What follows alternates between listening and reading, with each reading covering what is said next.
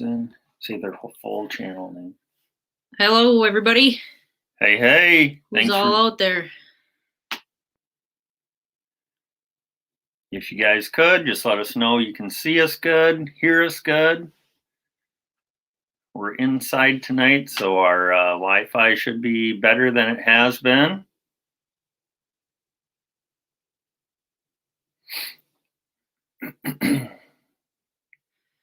Three people.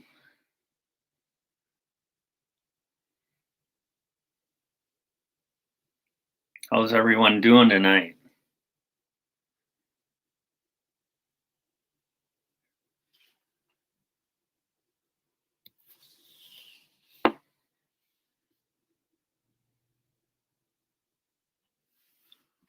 Wonder what we have to do here. Very shortly here, we'll be bringing in After 5 Outdoors.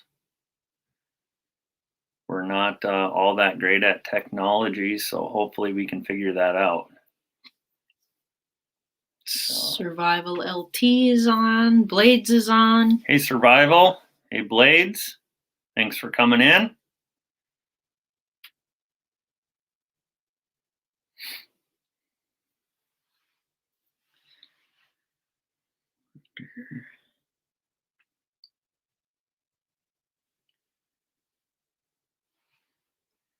Do I need to split this screen? Mm-hmm.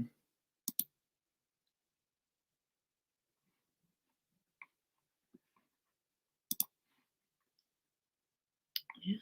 Daddy Duck's watching. Hey, Daddy Duck.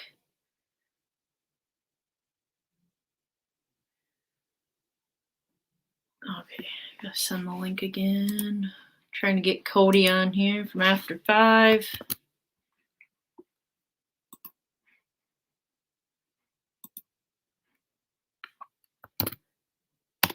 All right.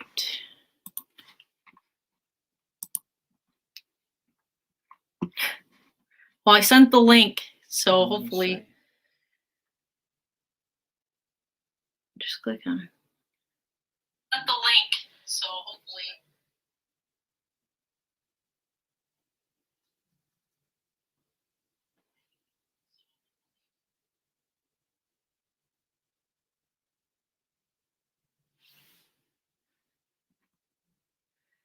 Yep. Cody's holding the party up, Daddy Duck. It's probably us holding it up. We're not great with technology, so we're trying to figure it out. But Mark the Hunter's in. Hello. Hey, Mark. Thanks for joining us.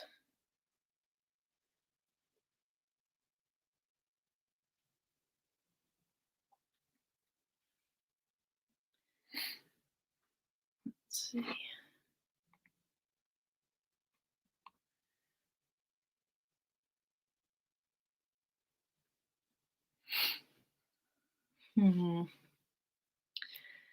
Hang with us, guys. We're trying to get this figured out.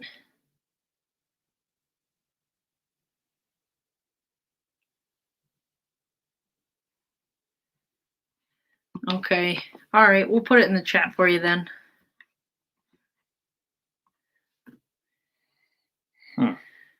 Just call you Matt. Some folks have issue calling me Daddy. I'll call you Daddy all day long. All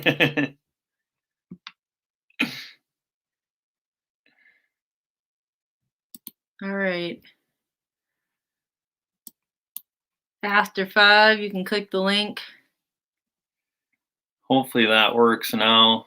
Sorry, guys. We're new to this whole live streaming thing, and this is our first time bringing somebody on.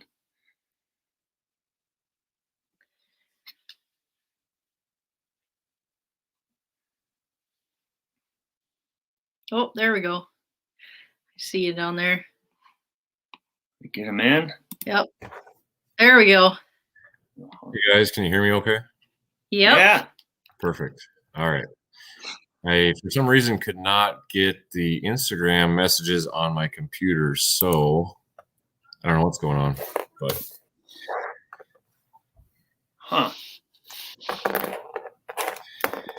Get my chat going here. How are you guys doing today?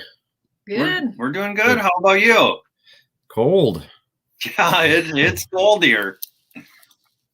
I'm going to be looking at, I think, minus 31 tonight. So Okay. Yeah.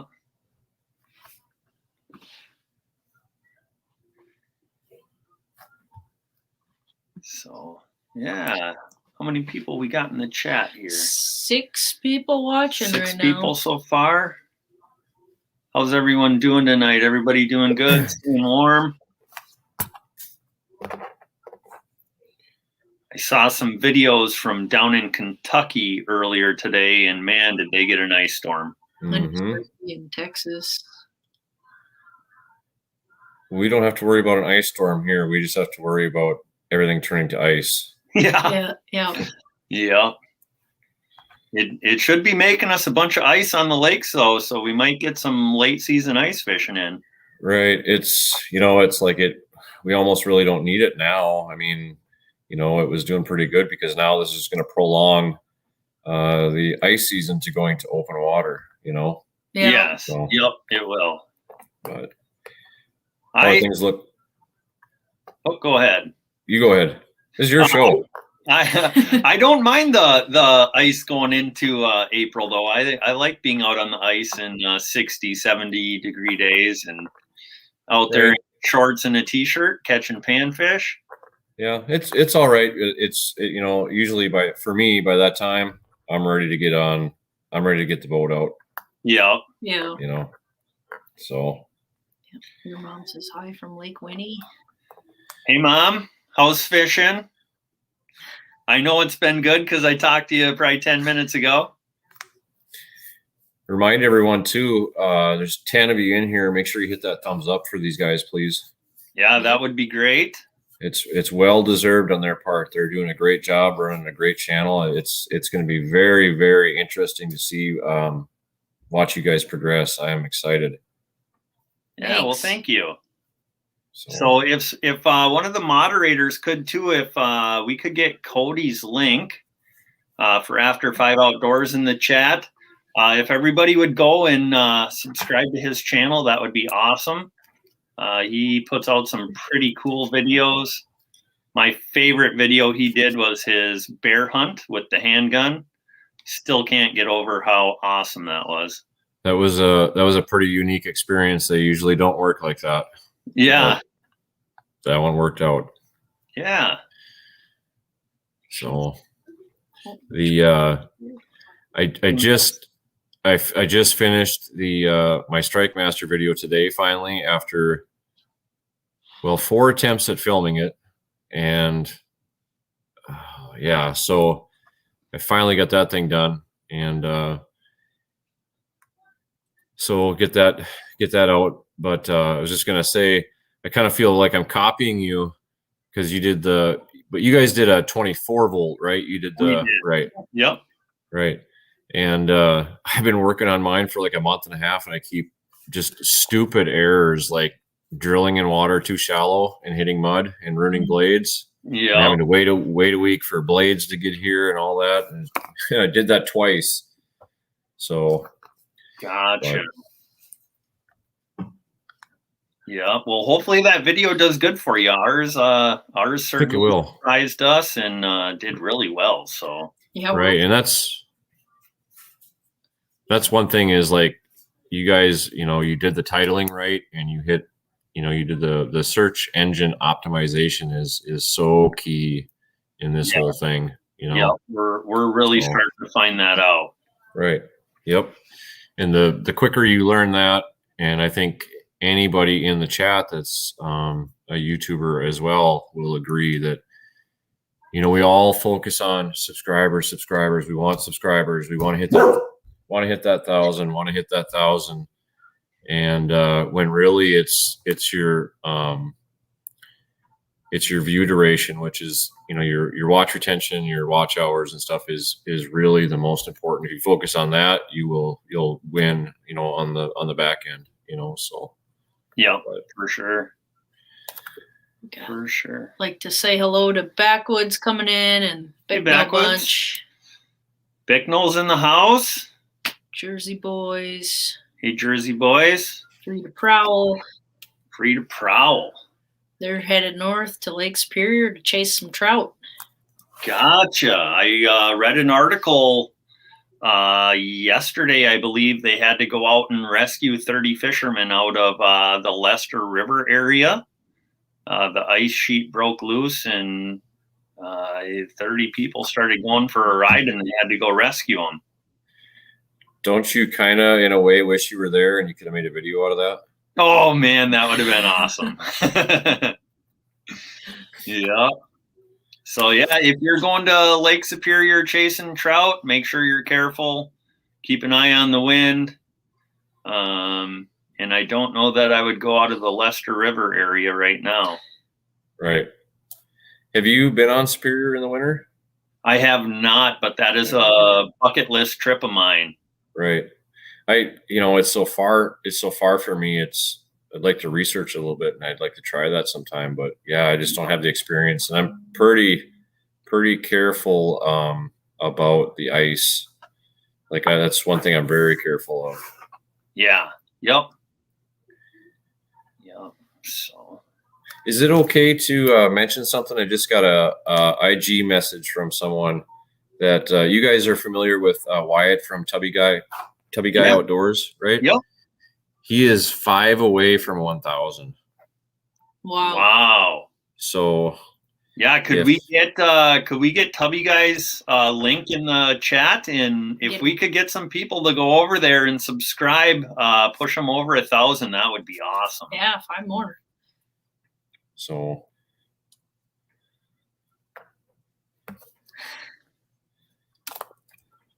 Nunya Texas is in here, but he says we are muted because he's out eating. Oh, okay. Hey, Nunya. So, yeah, people keep trickling in slowly here, and once we feel everybody's in here, we can get started with our hard questions we got for Cody here. Are you gonna grill me? Yeah, absolutely. Yeah, we're gonna make you choose Ford or Chevy. Chevy. Yeah. Uh-oh.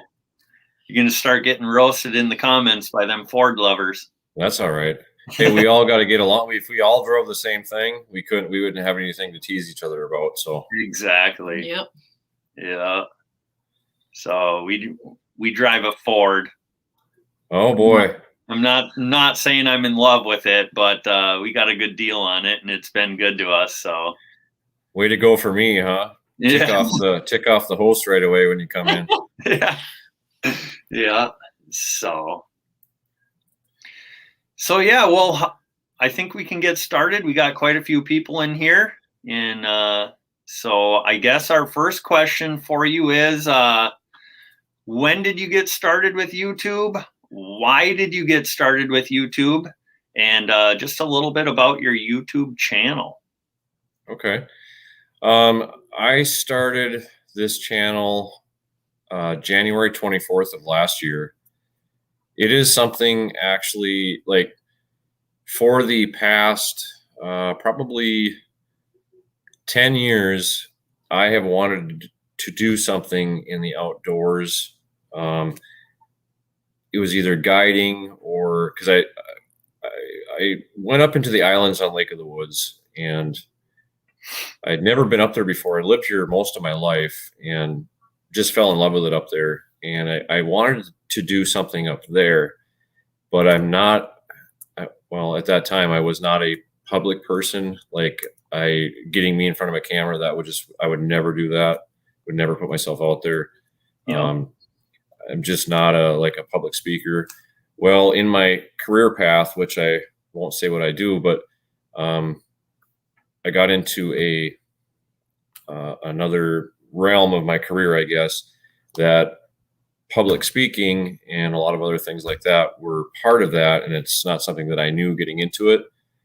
And if I would have known that, I wouldn't have gotten into it. But anyway, long story short, I got into that specific thing, and I ended up doing a lot of public speaking and a lot of networking and stuff. And then later on, when I started thinking about trying this whole YouTube thing, the whole being on camera and all that stuff, it didn't bother me anymore. And I basically, I guess, got to the point where I didn't really care what anyone would think, because that's one of the first things that you think. You're gonna have people talking smack about you, and because that's just the way of social media and everything else, And I just got to the point where I really don't care what anyone else thinks, and so I started this YouTube channel, and about August, right around August, right before bear season, Alex and Chris came on board. And, of course, as when you start, like, I know nothing about technology. I've never edited before. I've never done any of that stuff before. And I guess I just got into it. I'm like, well, I guess I'm going to buy all this stuff, and I guess I'm just going to learn, And so I did that. Well, anyway, Alex and Chris came along right before the bear season, and I went up and hunted with bear with Alex and Chris, and it just kind of started working out where they kind of were interested in it, and I'm like, well, why don't you guys jump on board here? Let's work together. And boy, since those guys have come on board, it's just really went really well. Alex runs our Facebook page, and Chris does a lot of different things with we got a lot of stuff we're working on now, and it's really made things a lot easier, and it's been really enjoyable. I was friends with those guys before, and we just kind of have a good time together. And so, yeah, I mean, we're just doing what we like to do, and it's working out so far. We're learning, we're growing, and having a good time. So, I mean, hats off to those two guys, because I couldn't do it without them. That's for sure. Yeah. Yep. So yeah, when we got started and we started purchasing the equipment and stuff, we looked at each other and we just said, hey, if it doesn't work out, we'll have some awesome home movies, and we can show our kids them down the road. Right. But yeah, I think things are going to work out. Things are going good for us, and things are going really good for you. They are. When I look at your guys' channel, I'm like, wow, I wish I could have started like that. Like, you guys are on the right path. I mean, big time. You're picking the right topics. Your video quality is good. Your editing is good. And, there's some half naked fish catching, maybe, that, whatever, but no, I'm just playing with you. But no, you guys are on the right track. You guys will be very successful, and one day I will be looking up to you guys.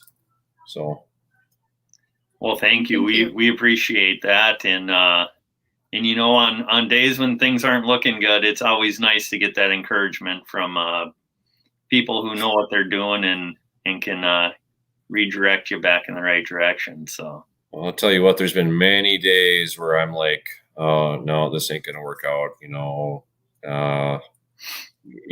you just kind of like, I can't tell you how many trips I've been on that didn't work out. Drop GoPros in the water and they're fried, and and you're like, I mean, you're like, this sucks. I'm not going to get anywhere. I'm not gaining anything. I'm not getting subscribers. People aren't watching, and you just have to be like, well, they will be once I figure this out, and you just have to keep going, and you just have to go do it. That's all you have to do. Yep. So. Yep. I see that Tubby guy hit 1,000 now. So. Excellent. Congratulations, Wyatt. Congrats to Tubby guy. Yeah. So, but and with that said, is like I said before, everybody focuses on the 1,000 mark, and I did too. But now I really see how, because Daddy Duck Matt is getting really close too. So if you have not checked out Daddy Duck 365, please do so. Yeah, if we get his link in the chat as well.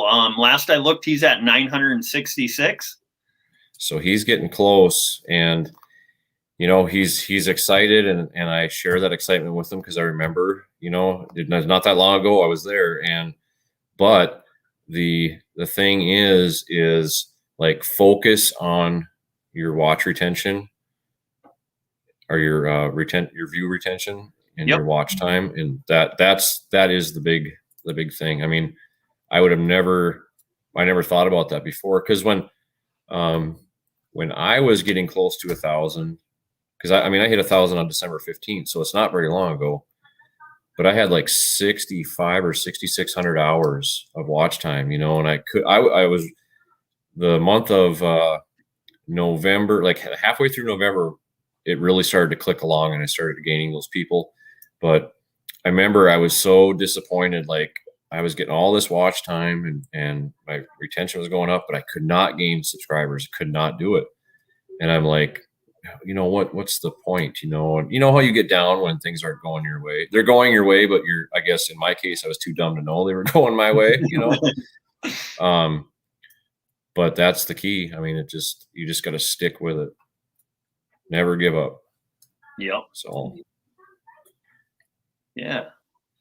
So going from that, then, what equipment do you use to film your videos? I know you just made a new purchase, and it sounds like you're excited about it. Yep. There's one question one comment I got to answer from Tom Keltish real quick. And he says, people look up to me. Aren't you like 7'20"? Yeah. I'm Tom, I'm 6'5". So, yes. So when I first started, I had bought a GoPro 3 Plus Black about 5 years ago. Okay. And once in a while I would film ducks or something, whatever, or something. Well, when I started, I bought a GoPro 7 Black, and I had that 3 Plus, and that's what I started with. And I soon learned that was not going to work. I mean, you could do a YouTube channel with that. You could do that, but I guess I had a vision of where I wanted to go, kind of, and I knew that I needed some more equipment. So about a month and a half or 2 months into my journey, I purchased a Canon HFG50. And I'll grab it. It's right here. I'll show you what it is. While we're waiting, everybody, don't forget to hit the thumbs up. And also go check out After 5 Outdoors. Hit their subscribe button. Let's help them continue to grow. So this is it right here. So it's not a bottom end camcorder. It's a few steps above the bottom, but it allowed me to really take that stuff to the next step as far as capturing stuff and filming hunts and things like that. So I bought that, and then I ended up buying a couple more GoPros, because I really like to incorporate a bunch of angles into my stuff, because I think I watch a lot of strategy videos, like Think Media and Brian G. Johnson, and what are some of the other ones, whatever, and they all talk about, try to do the best quality that you can, and try captivate your audience and keep your audience. So I like to not always stick on the same view. I like to switch views, match everything up and then switch views. I just think it keeps people interested more. Yeah. And so that's kind of what I run. I worked on getting some better audio equipment, like for the GoPro, like this Rode shotgun mic that my dog got a hold of the dead cat on there, but a shotgun mic like that, because your audio is key, and it's just trying to do the best that you can afford, and work yourself up as you go, and upgrade your equipment, and so that's run that. And then I just purchased the Canon M50, which you guys have, and I really, really like that thing so far. It's really nice. So. We like that too. Yep. That's the main camera we run for our channel, and we've really enjoyed it. How many batteries do you guys have for yours? We have 7 for it. Oh, wow. I haven't had a chance to notice what battery life is on it yet. Is it fairly decent, or? We find that it goes about 40 to 60 minutes, depending on temperature and stuff like that. Oh, that's it, huh? Okay. I may have to buy some more batteries then. And you can, we've actually found that the knockoff batteries work better than the actual Canon batteries. And you can get 2 packs of the batteries for like $20. Is that the K-Star? I think so. I'm not sure. Yeah. Okay. If you find, I ordered. I'll send you the link to them later. Okay. Yeah. Because I bought some, I think they're called K-Star. I bought extra batteries for my HFG50. And those things are awesome. They're extended life batteries. And then I bought 3 extra batteries for the Canon, and it came with a charger for $24. And I've had good luck with the K-Star, so that's worked well for me. Yeah, yep. Because I think the extra batteries from Canon are like $50 or $60 each. Right. Have you guys bought a remote for yours? I guess I did not even know that was an option. Yeah, I purchased the remote last week from B&H Photo Supply for like $42. And it will allow you to start recording from a distance. And I think you can zoom in and out with it too, I think. So remotes are very, very, very handy. I don't have a remote for my main camera, but I would like to.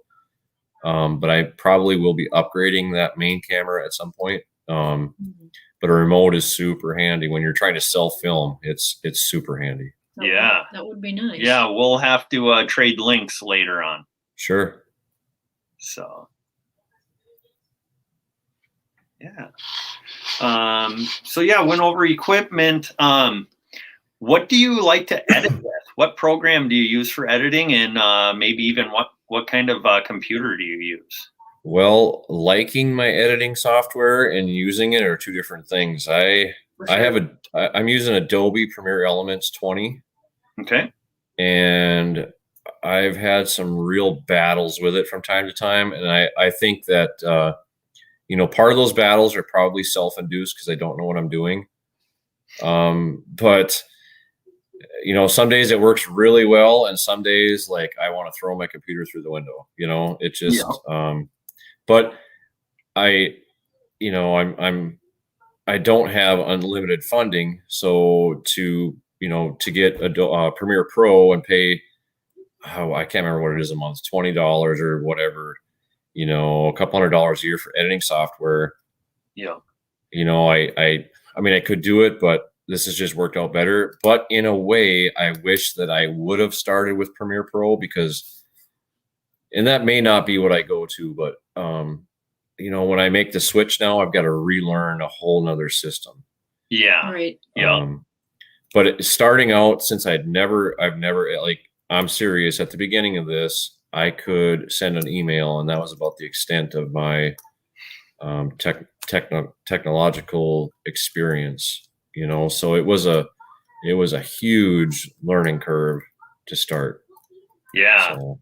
Yep. Yeah. When we got started, I found myself on Think Media, and man, you could type in anything, and they seem to have an answer for any little thing you could ever need. Those guys have it figured out. They do really well. Yep. Lighting is my next thing that I'm trying to learn, because when I do these interviews and like the fishing report, when I have to do it inside, the lighting is just garbage on my videos, and I want to improve that. But I've got to learn soft light, harsh light, Kelvins, and all this stuff. It's just like, in addition to trying to put out 2 videos a week, so it's just to keep going with what I'm doing. What do you guys use for editing software? Well, people usually laugh at us when we tell them, but we just use iMovie. Okay. All right. I have no experience with that. Are you like Apple products then is what you use? Yeah. That's what we have for a laptop. Okay. Yeah. So, and I Free to Prowl Outdoors, who just contacted me the other day on Instagram, and I just kind of started checking them out. I've heard good things about DaVinci Resolve. It's just been that I've learned what I've learned with, and I at this point, like I hate to jump into something else and have to, in addition to trying to get my editing done on time, to try and learn, you know, something else. But I may start dabbling with some other things. But I want to bring, like, that's my goal, is to bring that whole editing process of my of our content to the next level, you know, and make it look really good. You know, that's the goal. Yeah. So. Yep. So. Anybody have any questions for what we've gone over so far?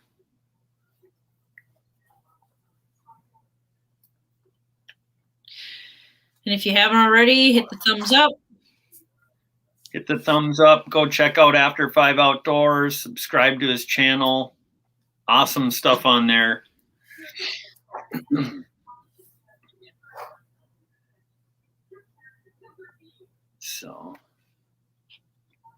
So, went round the wrong way.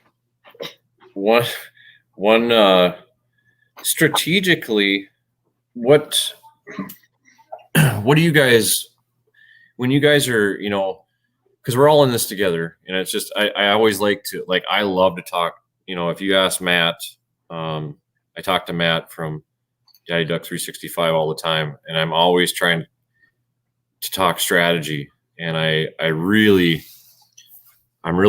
interested in strategical, you know, trying to strategize to get out there. And what do you guys do after you upload a video? What's your next step with that video? Do you try promote it at all, or?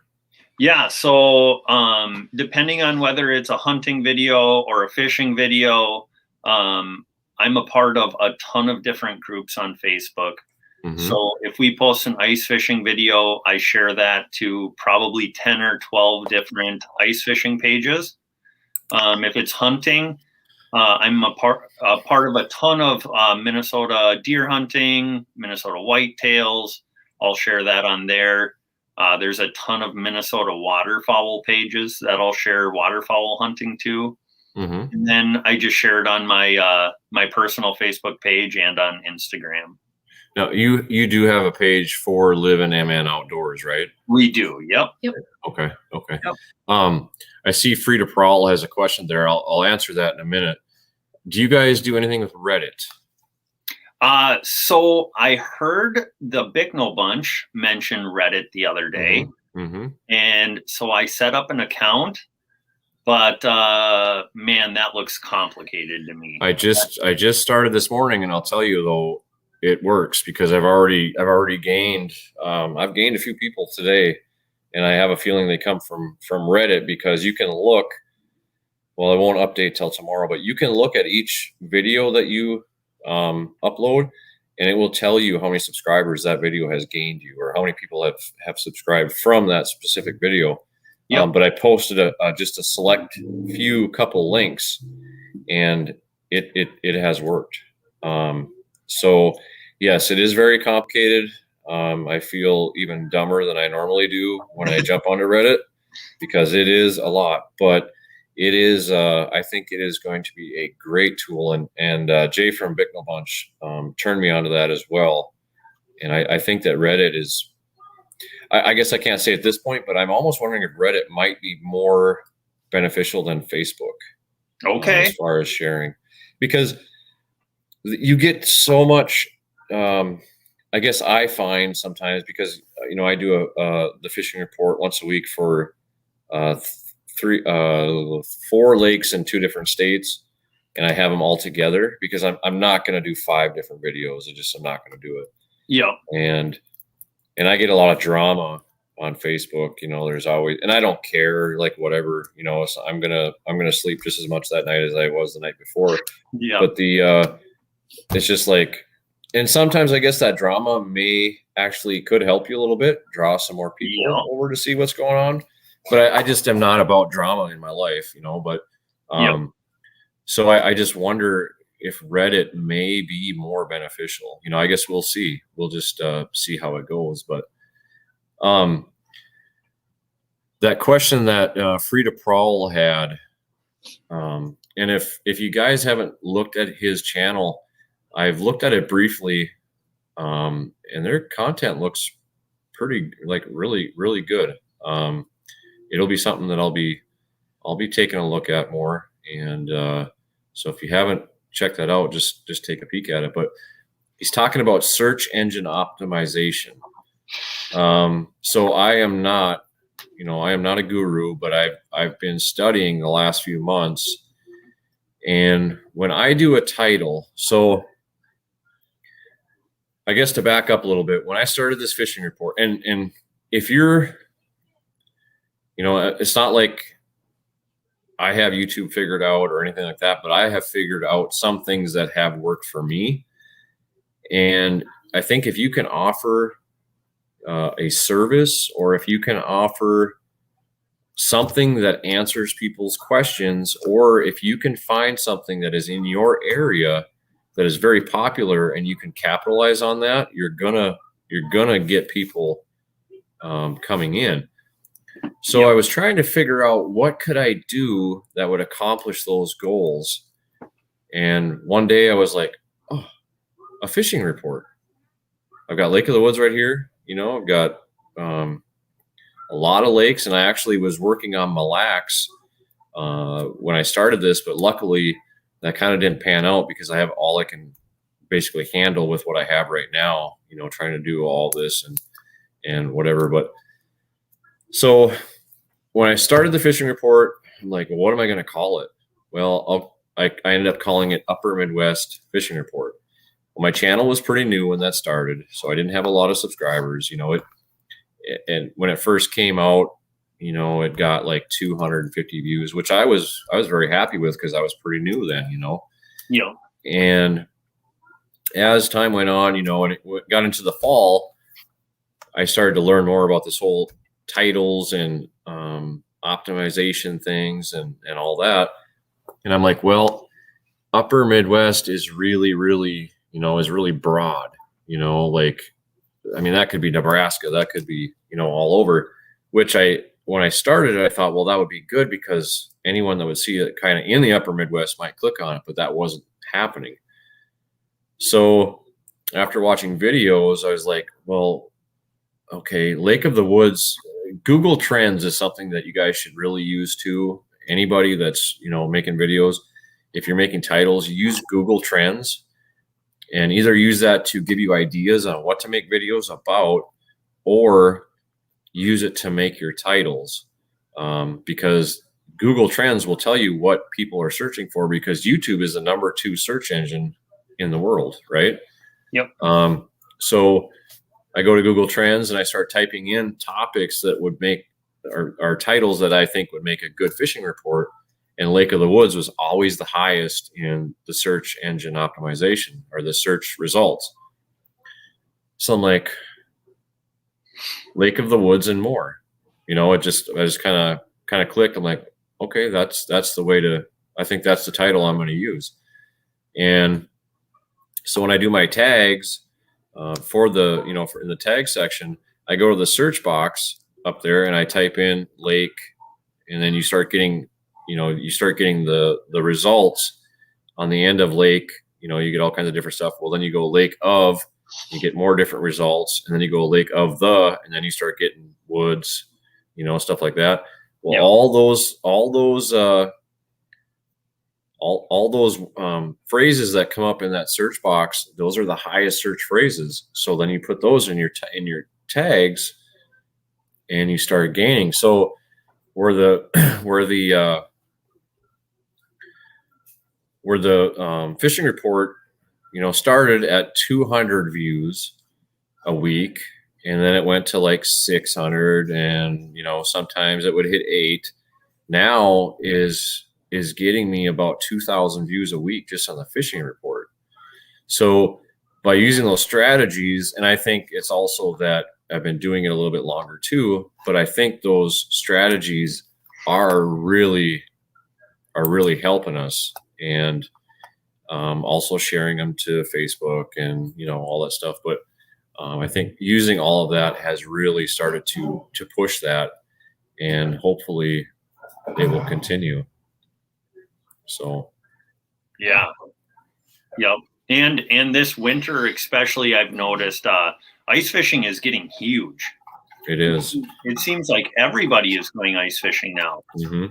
And I think that's part of the whole pandemic thing, you know. Yep. Yep. I have a prediction that you're gonna, in the next year or two, you're gonna see a lot of ice fishing gear go up for sale, and you'll be able to pick off some really good deals. It just might be. Absolutely. It just might happen. Yep. Yep. So. I got a growling dog here at my feet. I'm trying to kick her to be quiet, but so. Yeah. So getting more into the actual outdoors, what is your favorite outdoor activity? You know, if you would have asked me last year, it would be fishing, hands down. And it would be fishing in Ontario out of the Northwest Angle. If you ask me that now, I really, really, really, really love turkey hunting. I really enjoy bear hunting. I enjoy pike spearing. I enjoy fishing. I enjoy waterfall. But turkey hunting has really got a hold of me. That is really fun. Really fun. It's, you know, the turkeys aren't like super smart, but they can see good and they're very wary. Yeah. And getting out, like getting up in the morning, you know, like at 3 o'clock in the morning, 3:30, getting out into the woods and hearing them turkeys gobble in the morning. It just has got me. It is so cool. It is so cool. So turkey hunting probably is at the top of the list. Okay. How about you guys? I would say for me, it's probably ice fishing. But after going to Lake Superior and trolling for trout and salmon, that definitely has opportunity to overtake ice fishing. Right. Have you ever, did you get to do any jigging when you were out there? I did not. Okay. You start jigging lake trout. Yeah, that's where it's at too. Okay. Yep. Yeah. So I guess another question then is, do you prefer open water fishing or ice fishing more? Well, I tell you what, when I can fish up at the Northwest Angle, ooh, that's a toss up. I like the fact that I don't have to wear a whole bunch of clothes. Like I'm not in the nudist movement or anything. Don't get me wrong, but you know, riding a snowmobile in 30 below isn't my idea of fun all the time either. You know, I like the ease of the summertime, and I like, you know, warm weather and vertical jigging and all that stuff. But I really enjoy getting up into Ontario and going hole hopping for crappies. That is really fun, and catching, you know, crappies that are 15.5 inches regularly. That's a lot of fun. Yeah. But catching them out of the boat is fun too. But you don't have that, you know, like with the crappies, you don't have that precise, you're not moving when you're on ice. You know, you're in one spot. You can get on a spot and you can pound that exact spot every time. Yeah. But I like both. If I can fish outside on the ice, it's close. I don't think I could pick between the two. I enjoy both. It would depend on the species I'm targeting, I guess. But I mean, I love riding snowmobile. I love ice fishing, but at 35, 40 below zero, garbage is not so much fun to ride snowmobile in. Yeah. So would it be safe to say that for as far as ice fishing goes, crappie is your favorite species to target? No. Lake trout. Okay. Now I just got into lake trout last year before the border closed, and I got a couple trips up on Lake of the Woods, found some areas where I can go that's not super far from my place up there. I did not catch one, but my buddies were catching them all around me, of course, and that's just kind of how it goes. But fishing that deep water and watching that water column and having stuff chase you, lake trout would probably be my first, and crappie would probably be my second. But I do like catching walleyes too, and probably my favorite eating fish is perch. Oh, for sure. So if I could get on perch like I do crappies up north there, I would say perch fishing, but it's just really hard to find big schools of them. Yep. And actually, I was talking to my parents earlier, and they're on Lake Winnebagosh, and they are hammering the fish up there. Oh, really? So if anybody wants to go to Lake Winnie, they said 20 to 22 feet of water, white and orange, white and pink, fat heads, and they're pounding the perch and walleyes out there. Yep. And they are out of High Banks Resort. Okay. And I did get permission to share all that before I shared it on YouTube. So got the color of the ice castle and the truck plate numbers. Yeah, I'm not gonna get that. Right. Yeah. Have you guys? I know when I first contacted you, I mentioned to you. Have you guys thought about doing a fishing report for your area? Yes, and the more I watch yours, the more I want to do one.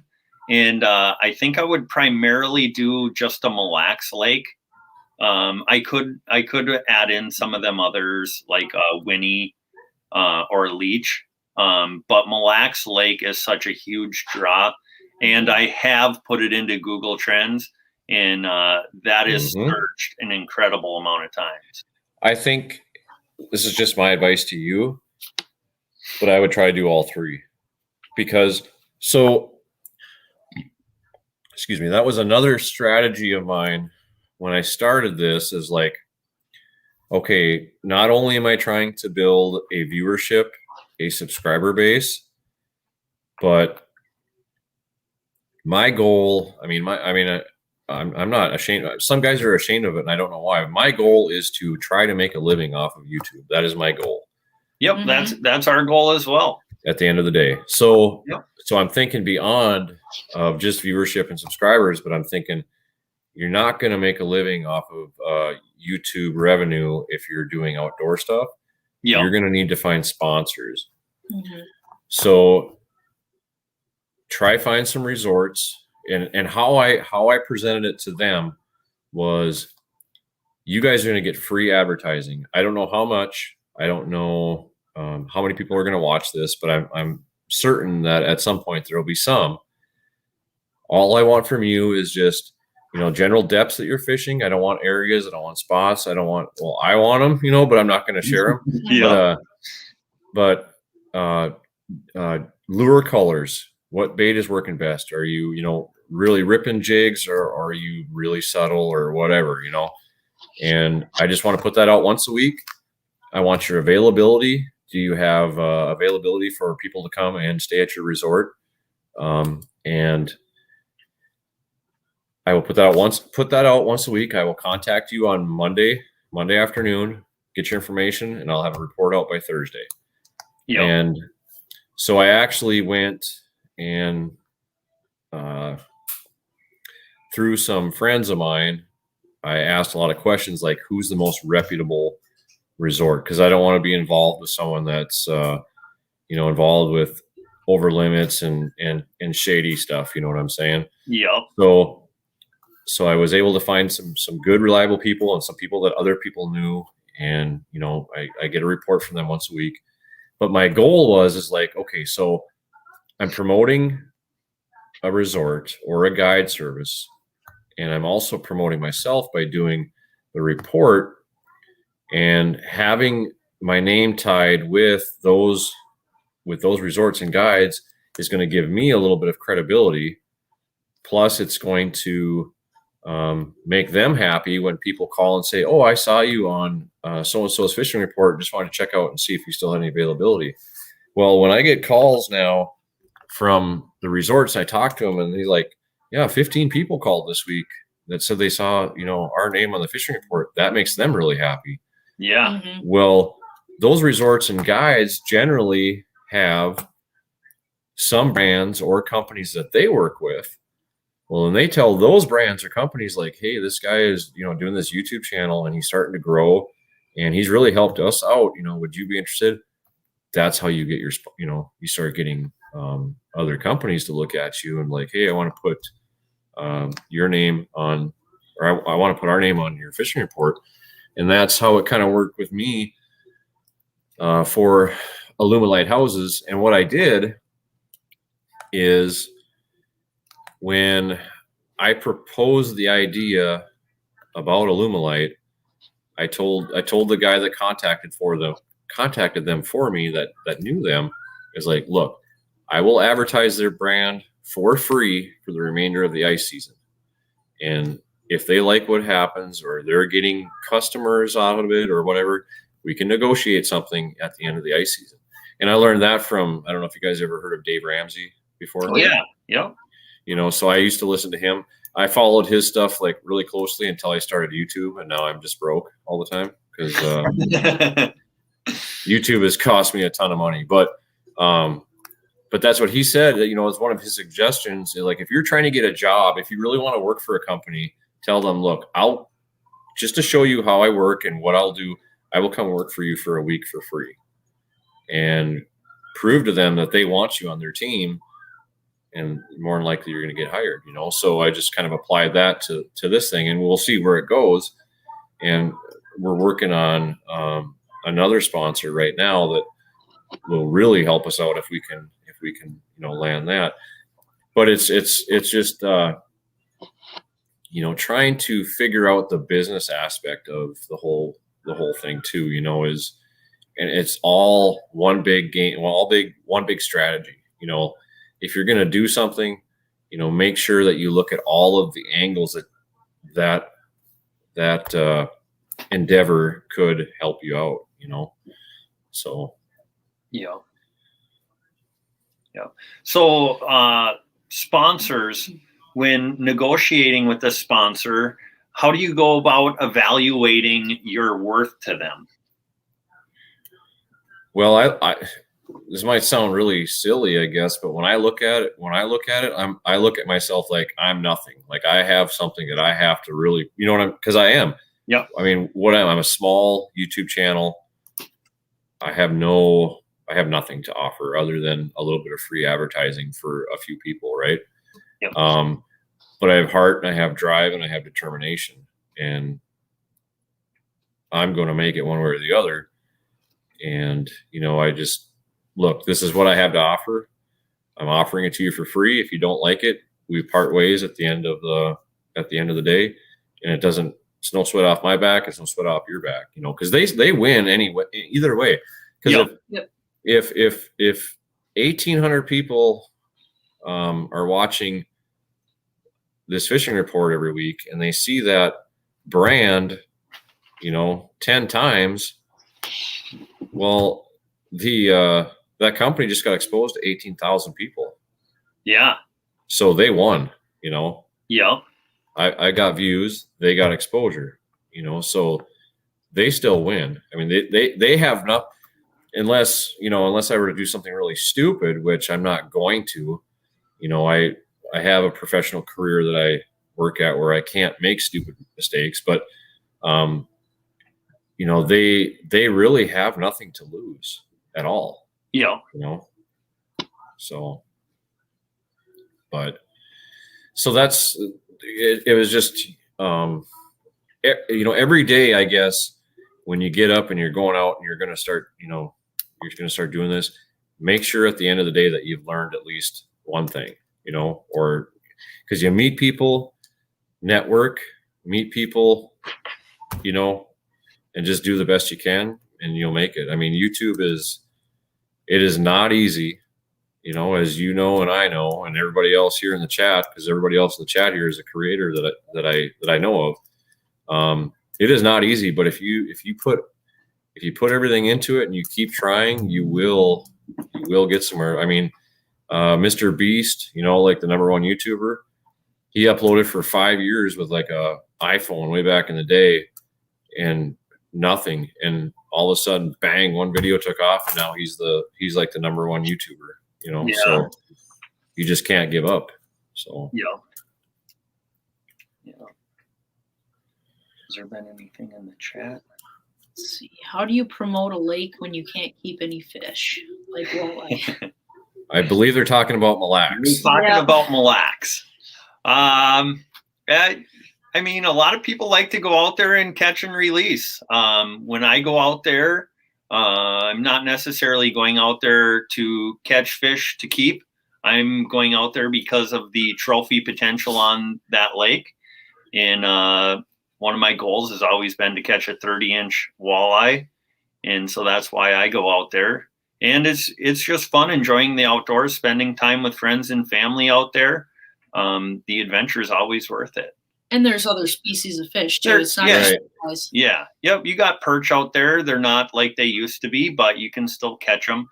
There's trophy pike. There's tullabies, eel pout. Some of the biggest muskies in the world live in Lake Mille Lacs. Mm-hmm.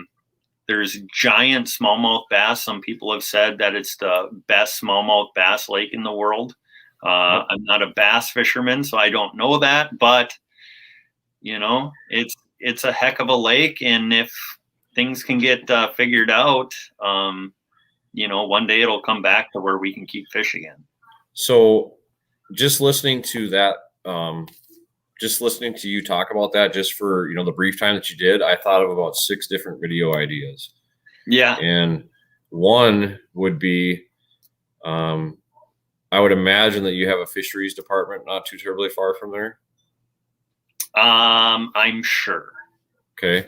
So I'm currently working on a video that I'm going to be calling Walleye Science with the DNR Fisheries up in Baudette. So I would contact your fisheries or your local CO, and I'd be like, hey, can you tell them? And this would be another thing that I would do. Some of these things I'll probably talk to you off air or off of here about, because I don't want to like give away too many ideas, you know. I mean, but I would talk to them, because like I would be like, what's up with Mille Lacs? You know, why can't we keep fish? And do a video about what is going on with Mille Lacs Lake. The second thing I would do is, if that is a world-class muskie lake, do a specific video about like the physiology or biology or whatever with a fisheries guy or whatever about muskie. Yeah. Why is Mille Lacs so good for muskie? You know how many views you'd get on that? Yeah. You would get a ton. You would get a ton. What was the other thing I was thinking of?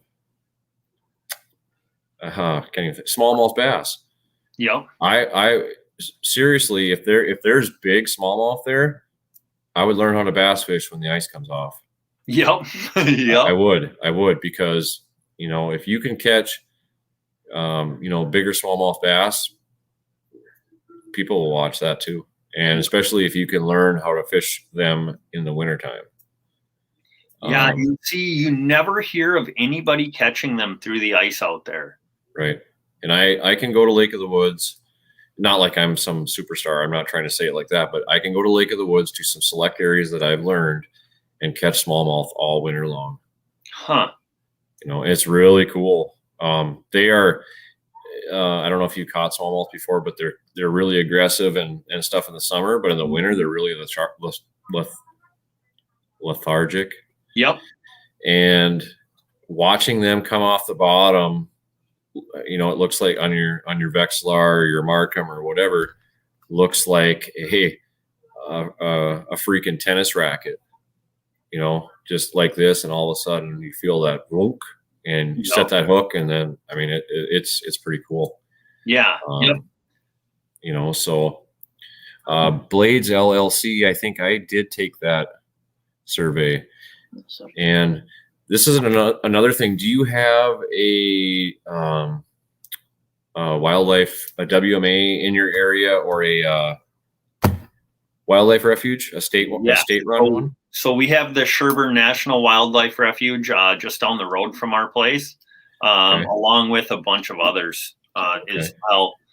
So get to know your manager real well. Yep. And they like to promote their WMA, they like to promote what's going on in state parks and all that stuff. Because if you can get in, I've had the luxury of I'm able to get in touch with, most of the COs in my area, the conservation officers.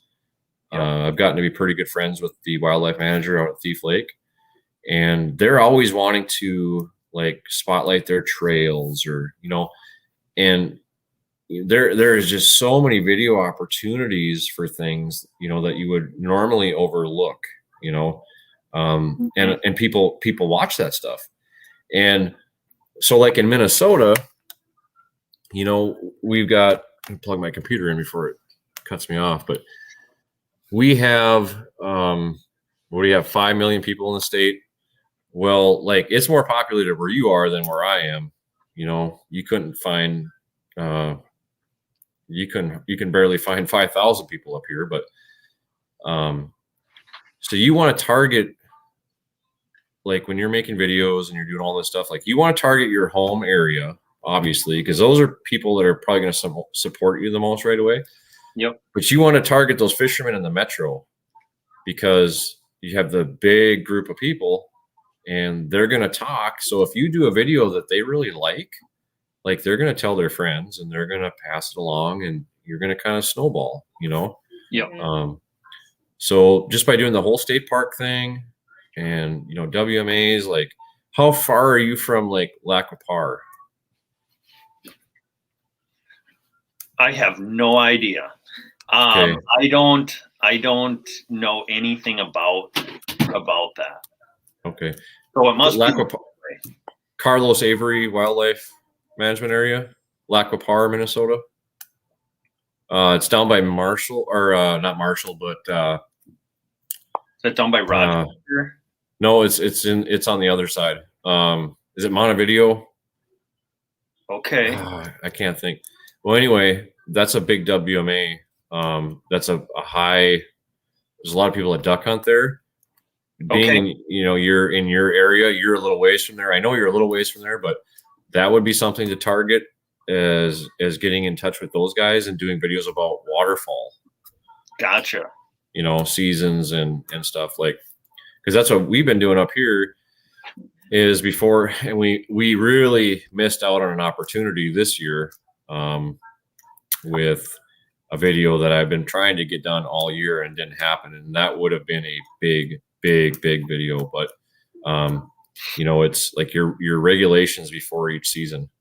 We do one for turkeys, we do one for bear, we do one for waterfall. All those get views, because people are always searching for something. They don't want to read the book. They'd rather watch a 10-minute video. And, so those are huge ideas to think about too. Yeah. So one of our big waterfowl areas, probably the closest to me would be Pelican Lake over in the Monticello area. Okay. And up to a couple years ago, that was phenomenal fishing. And now it's been really controversial because I think Ducks Unlimited got involved and they drained that lake way down and they're trying to make it more of a duck habitat. Mm-hmm. But in the process, it kind of killed out the fishery. And so, yeah, that would be a good topic. And I think it would get a lot of attention because there's a lot of fighting back and forth between the fishing and the hunting community. Now, in some topics may be too hot, where the manager or whatever may not want to get into it, but you can still do some research and just say, what's your opinion on this? We'd like to hear from you, because then now you're engaging your viewers to where they're like, oh, I got an opinion on that, and they put it in the comments. Well, then that person more than likely is going to want to keep kind of following you through that whole thing, So Yeah, and that would definitely be an issue that you would not want to choose a side on, because there is a lot of people on both sides who are very passionate about it. Right. Yep. Yeah. So I just got a text message here, but yeah, it's really interesting on just the ideas you can come up with. Like, because when I first started, I was like, what am I gonna make what am I gonna make all these videos on? Because one thing you learn on YouTube too is that to be a little more successful on YouTube, you want to have a schedule, right? And you want to keep that schedule and not go off of it unless something major happens in your life or whatever. But we post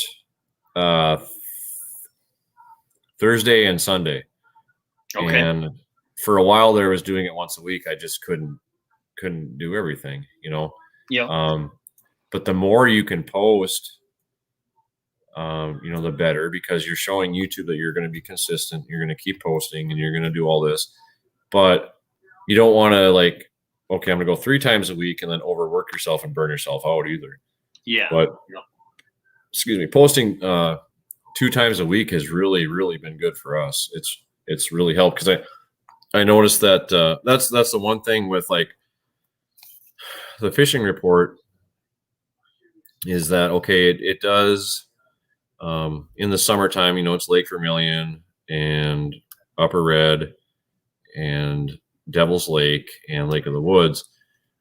I'm only reaching the potential for the fishing report. That's not going to be a video that's going to ever be, probably more than, it's never going to be like that 1 million view video or 200,000, but it's going to be the start. It's going to reach that group of people. And, hopefully it will get up to maybe it'll get up to 10,000 someday or something like that. But that's an easy video to do once a week. Is going to, hopefully at some point get, 10,000 views or something like that, So that's you're laying your base. Now you want to figure out, well, what kind of videos can I make that can expand and get more views, and that I can figure out to do, well, I've already got this one figured out, and it's making me a little bit of revenue, not much, but it's getting my name out there. And, I think it's a good sponsor attractant kind of, because, people want to go fishing. Well, what kind of products are you going to advertise on a fishing report? Fishing products, right? So that was kind of my thoughts for that.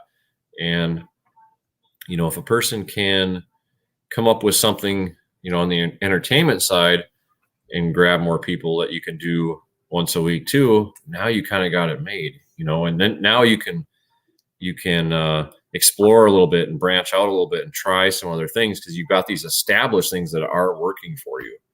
And that's just my thoughts on how I've been trying to strategize, I guess, But, so I guess the question I would have for you is, do you think it would be too late in the ice season to get started with the fishing report, or no. should I wait till spring? Why would you wait? Yeah. Mm-hmm. Yep. I would not. I mean, I started the fishing report, I think, in July. That's kind of a dumb time to start a fishing report, right? But it would have been a whole lot dumber for me to let 6 months go by, I think, and miss out, because if I would have waited, now I would just be starting the growth thing now, and I'd be getting 200 views instead of 2,000. Yeah. Plus, you're going to contact a resort. And I mean, if I were you, I mean, I guess I don't know what your family dynamic is, what your hours are or whatever for work and stuff. But since there's 2 of you, I would try and do, if it's in I'd try to do leech, because if you're not going to do leech, I'm going to try to do it. Okay. Leech, Winnie, and probably Mille Lacs or something. Yep. And try get those 3 or 4 if you can get another lake in that area. And then just start small. Just tell them, hey, we want to do a fishing report.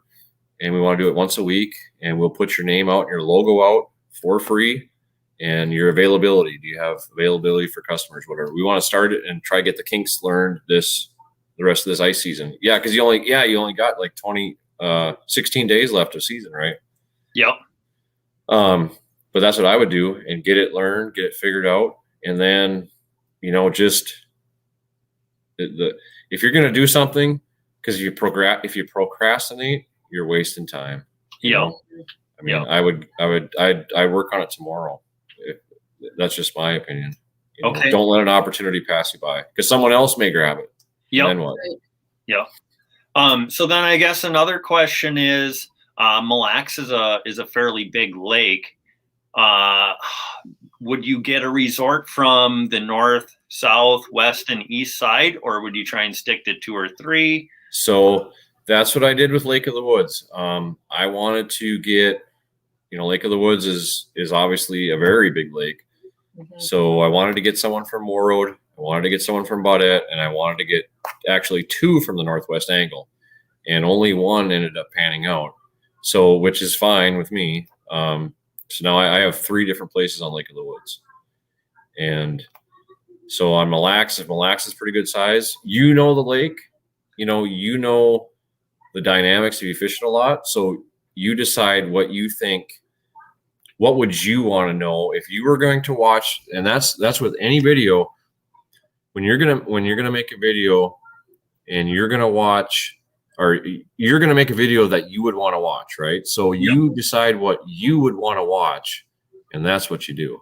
Okay. So if you think covering the 4 corners of the lake, if that's a good idea, then that's what I would do. Okay. Yeah. Yep. Because I think Mille Lacs is like 22 miles long by 16 miles wide. Right. Right. Yeah. Now you have to be prepared, because I got turned down too by some places, that just weren't interested, or they didn't call back or whatnot. But most were very receptive to it, Yep. Yep. But so I don't know how many resorts are there, but you can never, I'm trying to make this sound like I've been doing it for 20 years and I've only been doing it for like 14 months, or 13 months, but just try make as many contacts as you can, because the more knowledge and the more stuff you have, the better. You know what I mean? Like the more you can gain, the quicker, the better. Yeah. Yeah. Yeah. So, and I think there's 20 or 30 resorts on Mille Lacs, so that would give us a lot of opportunities to make connections. That was another thing that I did, is I tried to pick the smaller ones. Okay. Because they are more, I think they're more apt to want to help you out. Because you're going to help them out. Yep. I think that's, might be, it depends on if you already know somebody or whatnot. That would be my goal, is I would try first. I would want the most reputable, I wouldn't want a dirtbag guy that's taking over limits and stuff, cause that's just if you're going to try and build a brand, you don't want to be associated with criminals. Right. Yeah. So that's what I would do. And then I would try find a smaller one, or if you have an in on a bigger one, but it seems like the smaller ones are more eager to work with you. Okay. And then you tell these resorts too. We're doing a series, and I'm hopefully going to finish it up within the next 3 weeks, is I call it Walleye Destinations, where I'm going to like next Wednesday, me and Alex are going out to Upper Red Lake. We're going to shoot a video about West Wind Resort. We've done one on Lake Road Lodge, and we've done one on West Harder's Guide Service. And we're going to go out there and we're going to talk about the lot. We're going to talk about the resort, because now you're targeting vacationers from who knows where. Because when they type in West Wind Resort into YouTube or resorts on Upper Red Lake, oh, here's a video showing what the rooms look like and and what they rent, and there's a restaurant and all this stuff. And like, you're getting, that person was going to watch most of the way through because they're looking for a place to vacation.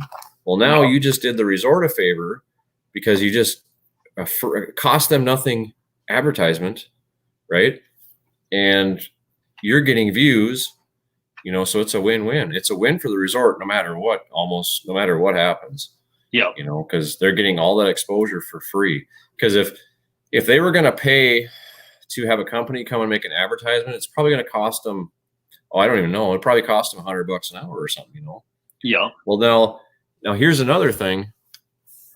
So as you're making videos and you're doing all this, well, what's another thing that you can probably do, right? You can, like, if maybe your area might not be as easy since you're in a bigger area than I am. And this is something that I've just kicked around a little bit, is like small businesses up here. Do you guys want an advertisement for your business? Well, I can shoot and edit an advertisement video for you for, you know, say $350. Well, now I just got a side gig making money, right? Gotcha. Real estate, they, you know, like to do drone flyovers, you know, and stuff like that. That's another business opportunity. So there's a lot of different opportunities that can, you don't have, you're not like, when you have a YouTube channel, you don't sign a contract. You can do YouTube and you can do something else. Yeah. So there is so many things that you can do in addition to YouTube to, you know, to get that side hustle going. And it's not like it's just going to fall into place, everything, but those are ideas, you know, of things that you can do. So, but always be thinking, always be scheming. Yeah, for sure. Got some more questions. So how's everybody doing in the chat? Everybody enjoying this, learning? Probably bored to death. They probably, is there anybody in there even? How many people we got? It says we have 12. Got 12 people with us. Bicknell says if we need a reference guest sponsor from Ice Castle, have them call me. Yeah, getting Ice Castle as a sponsor, that would be probably the ultimate sponsor we could get. That would be awesome. And then, you know, if that's your target, then go for it. Yeah. You know, build up your reputation a little bit. I mean, because just because they have, I mean, they've got pro staff and everything else, because Ice Castle is a big company, doesn't mean that they wouldn't want you to. Yeah. You know, so build your brand, you know, and if that's your target, set your sights on it. Yeah. Yeah. Because there is a company that I won't say what it is, but I have already talked to them actually, and they contacted me. I guess I contacted them first subconsciously. Like I posted some stuff on their Facebook page, and they actually contacted me and asked me to do more and sent me some shirts and actually some equipment for that particular item that I own. But that company is the one that I have my sights set on, and I want to be a part of that brand. Will I make it? I have no idea, but I'm going to try, you know? Yeah. Yeah. But, yeah. How far are you guys from Delano? Delano, I would guess probably like in 50 minutes to an hour. I might be wrong on that. Okay. But that would be my guess. Okay. So here's another idea for you. How many marine dealers do you have in your area?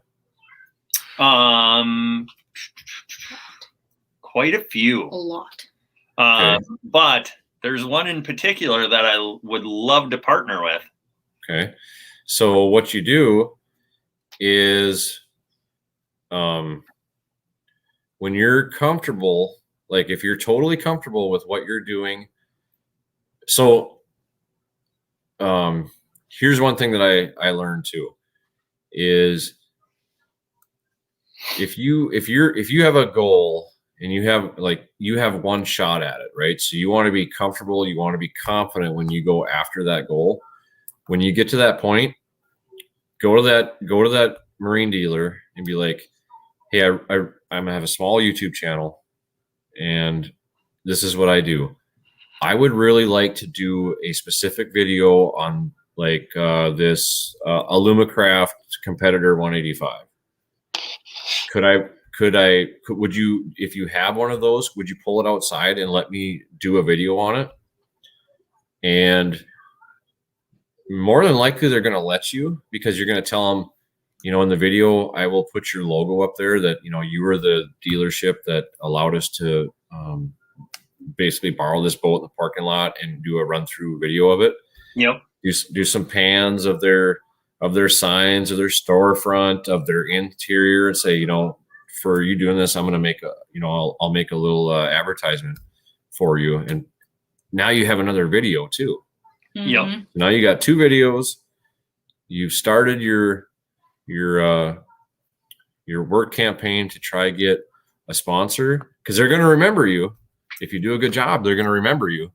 Yep. And, you know, so like any little, I guess it's like in a boxing match with a big giant, any jab you can get in there and wear that down and get to it, you know, that's what I would do. But Yep. you know, right there is 2 videos. You know, you do a video for that business, people are gonna watch it. And it's a video. That's another thing, is there's videos that are going to do really well for a short amount of time, and that's like a fishing report. Okay, a fishing report's going to get, once you get established, you're going to get some views, but it's going to be very short lived. But like I did a video last year on a pickup truck that I had. I had a 2019 Silverado Trail Boss. That video gets 170 views a day still. Wow. So that's called an evergreen. That's something that's going to probably get views for a couple years, right?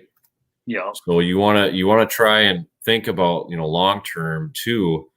Like you want, like this fishing report, that's my short term thing. That's what keeps my channel going, getting the name out and all that. And then we try to think of other things like even that bear hunting video. It's getting like 100 views a day or something like that. So it's still growing. I was out duck hunting one day and it was really slow. And I've been going to do this for quite a while. I'm like, I'm going to do a quick review on my Beretta A300 shotgun. Well, that stupid video gets like almost 200 views a day still. And it's almost at 14,000 views, you know, Nice. and it gets a whole bunch of thumbs up. And, you know, it's just like, but that was one thing that when I was first starting with the Google Trend thing, and I typed in Beretta, and I was like, wow, a lot of people are searching for that. So I'm like, well, I gotta do a review on my shotgun, and it's worked. You know, what sucks is I wasn't monetized and I did those videos, so I'm only getting ad revenue on like 1/10 of the views. You know, but now it's knowledge that I have for the next thing. But yeah. So, do you like that Beretta A300? I love it. Okay.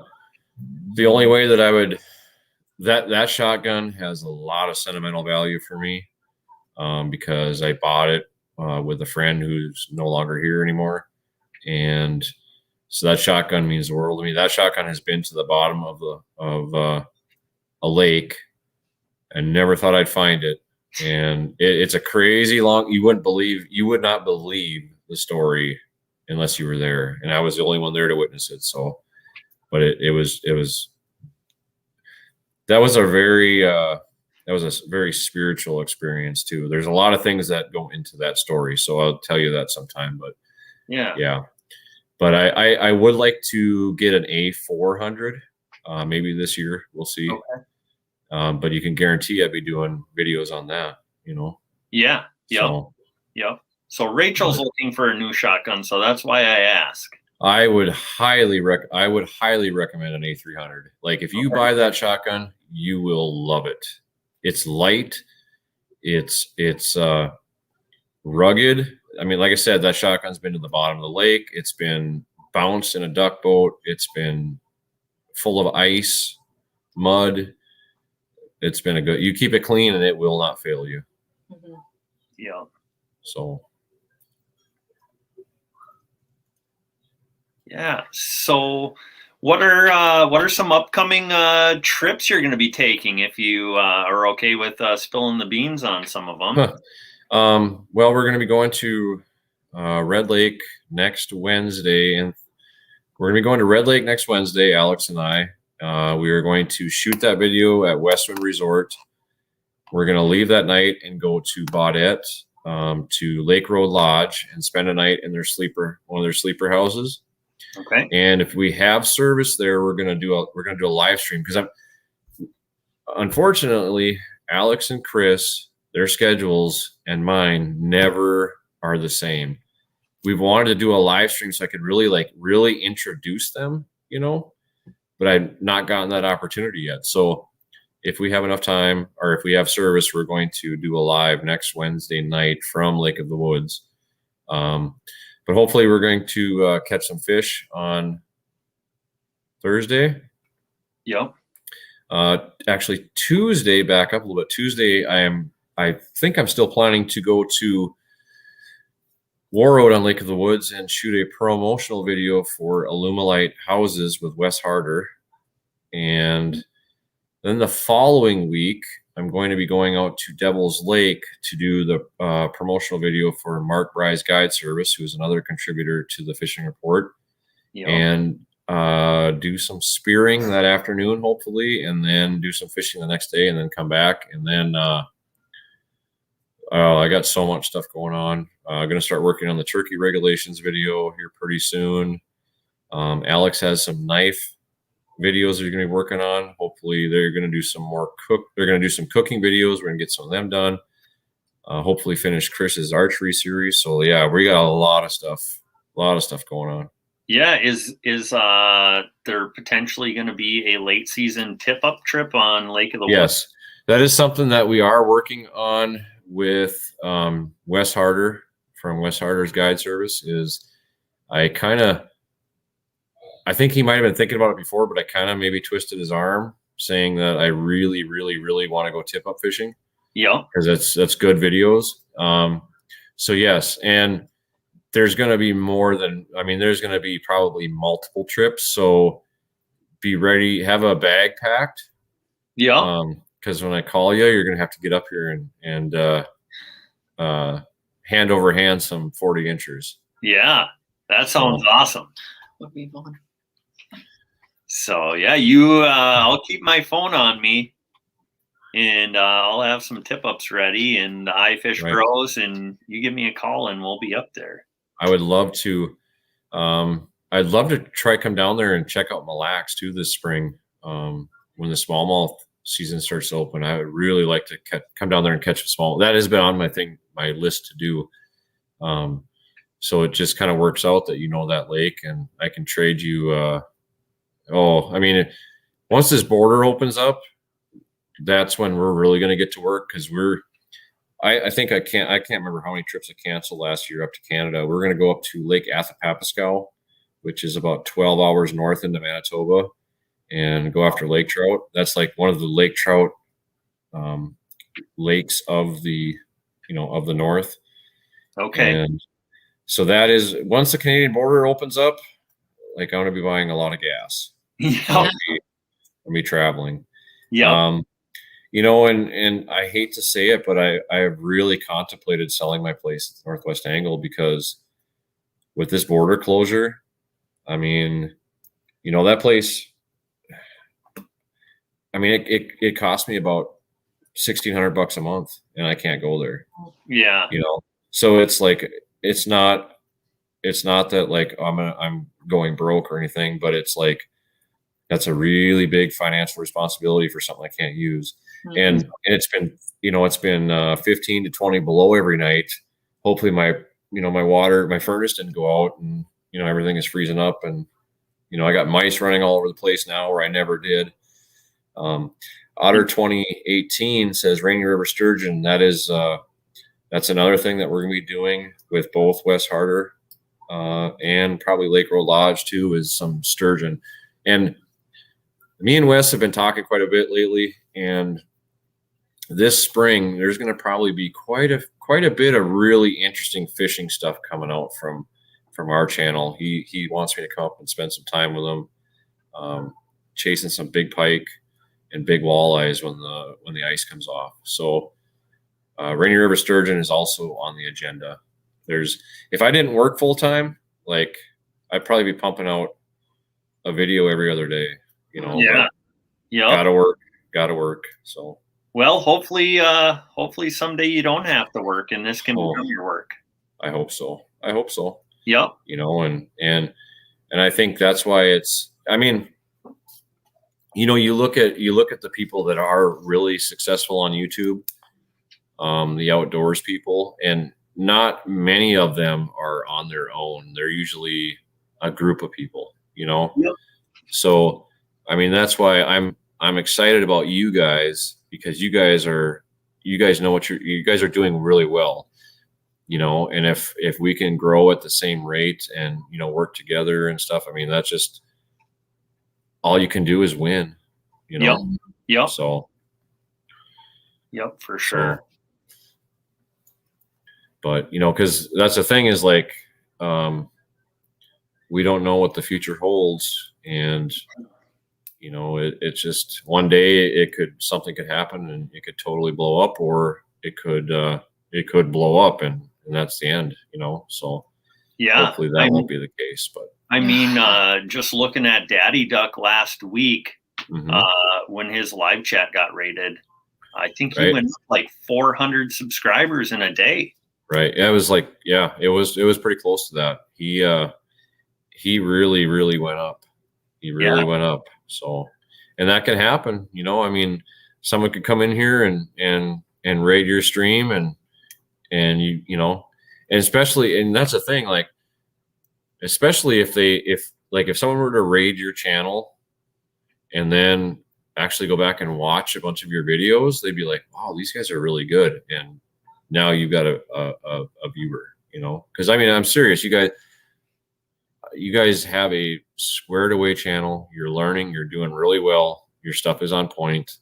You guys will be successful if you keep it up. The only thing that's going to get in your way is you, and that's with anybody, you know. Yeah. The only thing that can stop you is you. I thought you were going to say me taking my shirt off or something was going to stop us, but well, you know, down the road that might draw some people, I know, but your partner there might get mad at you and punch you in the face, and you won't be as pretty. So yeah. So, yeah. Does anybody have any questions for After 5 in the chat? I want to make sure that we're giving you guys opportunity to ask questions. Or comment on something that's been said tonight. We don't want to just bore you. We want to make sure you're part of the live stream. That's why we're here. So they're probably all sleeping. They're all falling asleep by now. Yeah, the interaction has slowed down significantly. Like, tell that guy with the camouflage hat to shut his mouth.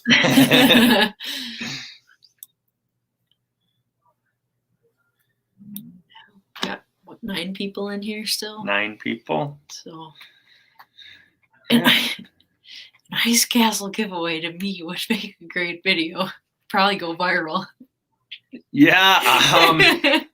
When our channel gets big enough, maybe we can do an ice castle giveaway. Well, that is another video idea too. That's going to be something. It probably won't be this year, but maybe next year. Like, I've been so focused on doing videos and stuff that I've kind of forgotten the humanity side of, like, doing giveaways and all that. Yeah. Some strategists say don't do giveaways because you get people for a short term and then they leave, and then you know the algorithm sees all those people are bailing. Yeah. So whatever, but if you get in with some resorts and your fishing report does well next year, you can talk to the resort about, hey, we want to do a giveaway to our YouTube viewers. You know, would you be willing to, you know, give us 50% off of a weekend trip and we'll pay the 50%, and then you do a giveaway on that. And you guarantee that you're going to get a lot of people that are going to want that getaway, and they're going to do whatever you want them to do it, you know? Yeah. Yeah. So that's another idea too. Yeah, that's a really good idea. Yeah. Maybe we could give away a weekend in our ice castle. Yep. Just a Bicknell. Yeah. Yeah. Just a Bicknell. So no, it's there's a lot of ideas that you'll think of as you keep going, you know, every day you'll think of something almost. I usually do, and then I forget by the evening, but you know. Yeah. So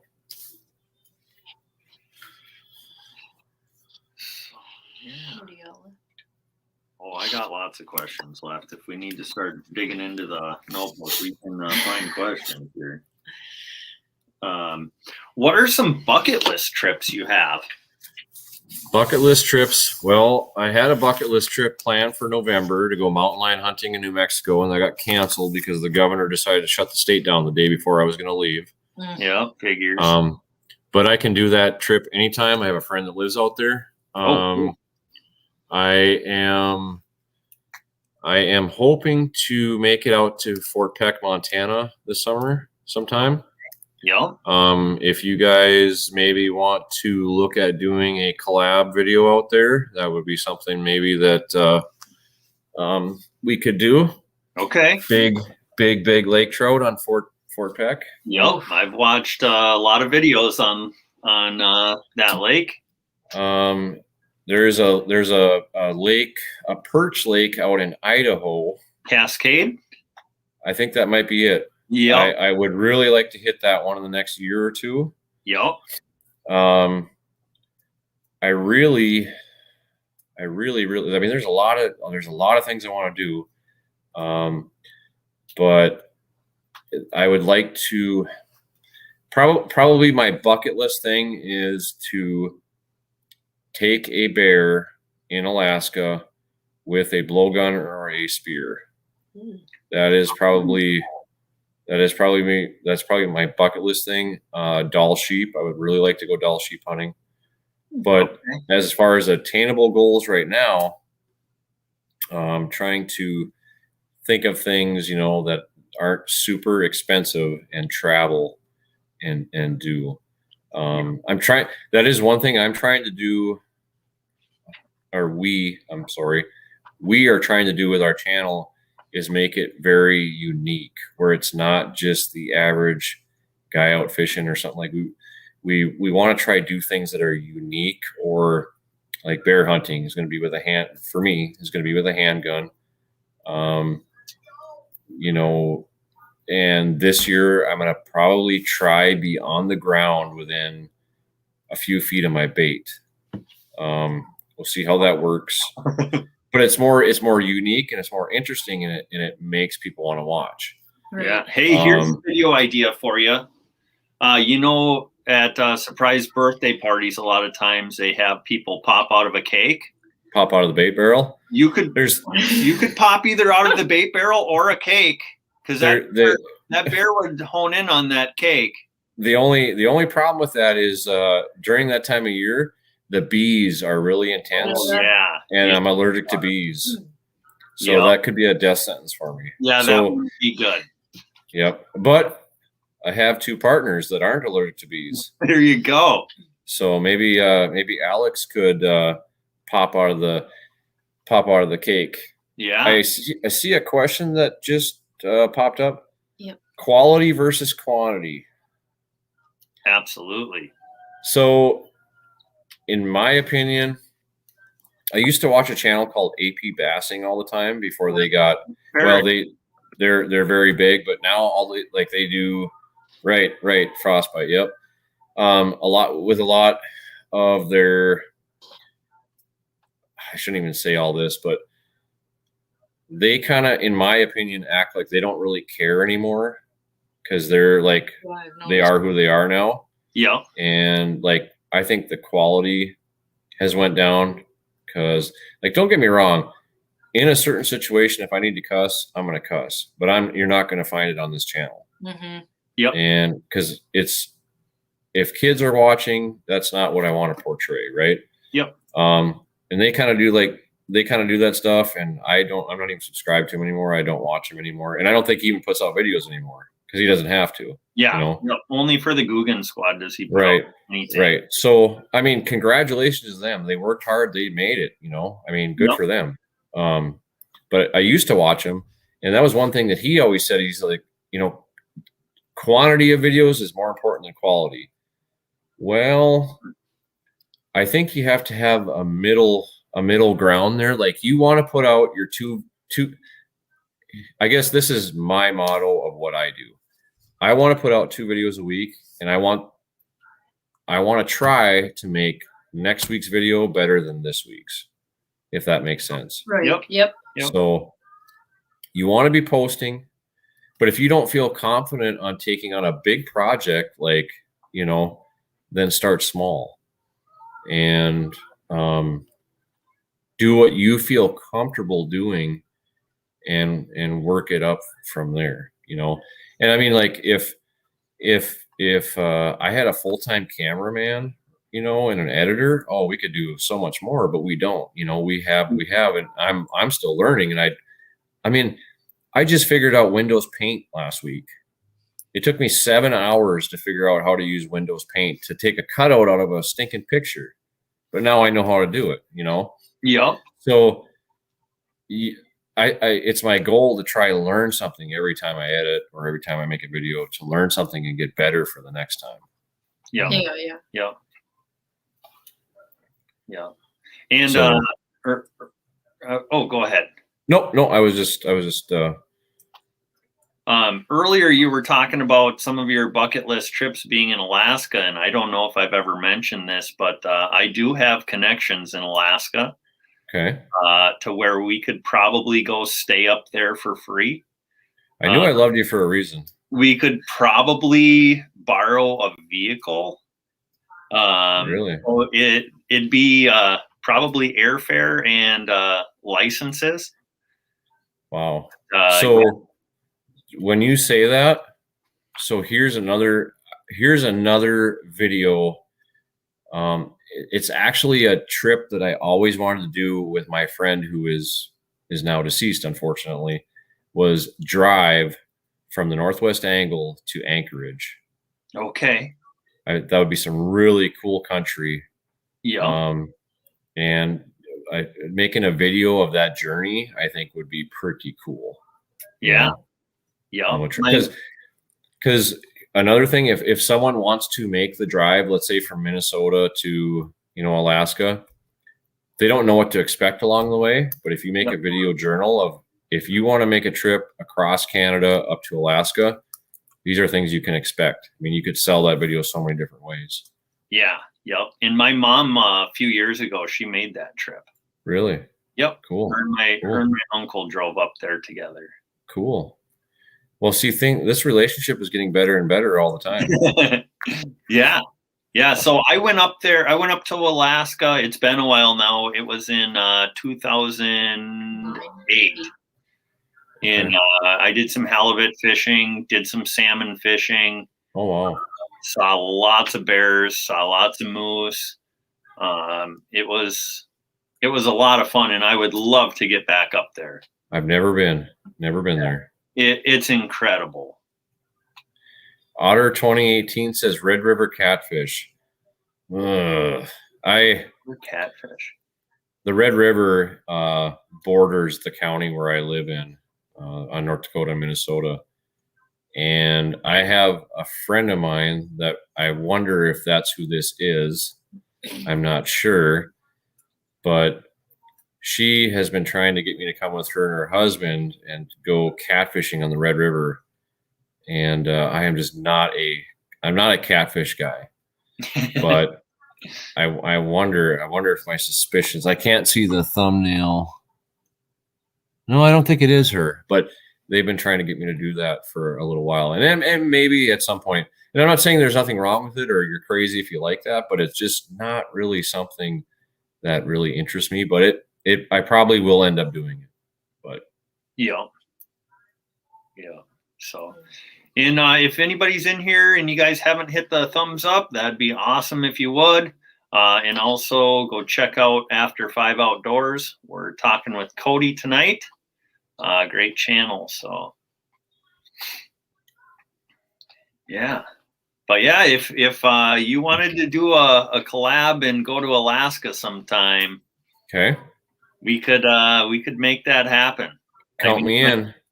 I've got two Suburbans. So okay, my cousin talks about how she's got to bring a pellet gun out in the morning to shoot the moose to get them away from her car so she can go to work in the morning. And now, do you have to have a guide in Alaska to hunt? I think you do for bear, don't you? To hunt grizzly bears on Kodiak Island, you have to have a guide. Okay. Yep. Okay. How about moose? I do not believe you have to have a guide. Okay. Yep. Huh. Yep. And man, I wish I was doing YouTube when I was up there, because we went camping up in the mountains, and I was under 18 when we did this, so I don't know if it's illegal or not, but there was a herd of caribous, and my cousin ratchet strapped me to the hood of his Jeep, and I held the video camera while he drove through the herd of caribou going probably 40 or 50. And there's caribou just going all over the place. Wow. I forgot to mention, actually, that is a bucket list trip too. I do want to shoot a caribou someday up there, way up there, on the tundra. I think that'd be so cool. Yep. And I do know that that I think you have to do a fly-in trip. Okay. For out of state. I know the Eskimos get to first hunt, and then I think it goes like whoever's lived there for 20 years or more, 10 years or more, 5 years or more, and then state. Right. Okay. Yep. I'm in to go to Alaska. I think that'd be so cool. Yeah. Yep. That'd be so cool. And when we got there, they told us, when we're fishing on the rivers and stuff, there's going to be bears. So, just be aware of them, but they won't do anything to you. And I mean, there was bears everywhere. And they'd be 20 yards from you. And as long as you didn't mess with them, they just ate the fish. And if they grabbed the fish that you had hooked, you just cut your line and moved on. But wow. Huh. Yeah. That's cool. Yeah. Huh. Yeah, I definitely would be up for that. That'd be awesome. Yeah.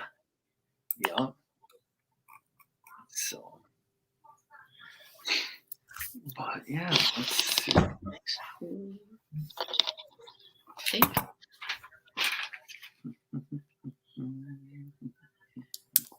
What is some of your guys' bucket list trips? One of mine is going tuna fishing. Mm-hmm.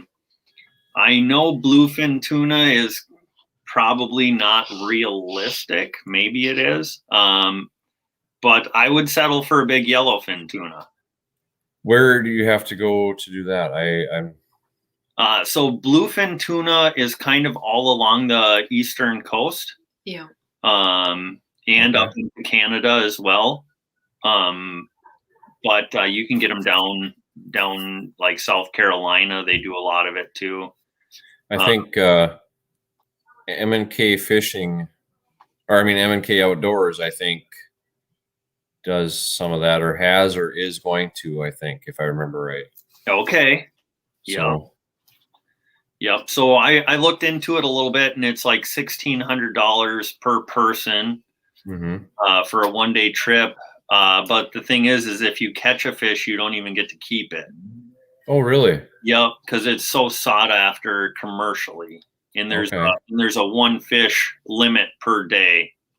Okay. Yeah. Okay. But you have a chance of catching 1,000-pounder. Right. Wow. Yeah. Wow. So that's why I'm willing to settle for yellowfin tuna. In that, I would probably do out of Louisiana. Okay. I've always been kind of scared to do an offshore trip like that, because if I caught a fish like that, walleyes and pike and muskies would be so boring. Yeah. Yeah. I'm a very extreme person. Yeah. Like when I do something, like I'm all the way, like spend all my money and to get into something, like I'm just too extreme. Like that's why I don't drink, because like if I do something, I'm all in, and I would probably be in jail or something like that. So yeah. I've got to be careful. A long story short, I was talking about the Brita shotgun, and my friend that passed away a couple of years ago, he got me back into waterfall hunting. When I lived in Tennessee, well, when I went to college and before I moved, I sold all my decoys. That was like 2003, 2002. And I didn't duck hunt for many, many years. And then 2000, and I think it was 15, he's like, well, he was really big into waterfall. And he's like, well, just come with me. And, just see if you get the fire back. Right. And I went with him. I was like, I'm not going to buy a license or bring a gun or nothing like that. I'm just going to sit and watch. Sunrise comes up and there's ducks everywhere. And I'm like, can we go back in and get a license real quick? Yeah. And so that weekend, that was on a Saturday morning, I spent about $4,500 before that weekend was done. I bought a boat, a shotgun, a waterfall suit, all the stuff I needed. So that's what I mean. I think that's the weekend my wife almost killed me, if I remember right. Yeah.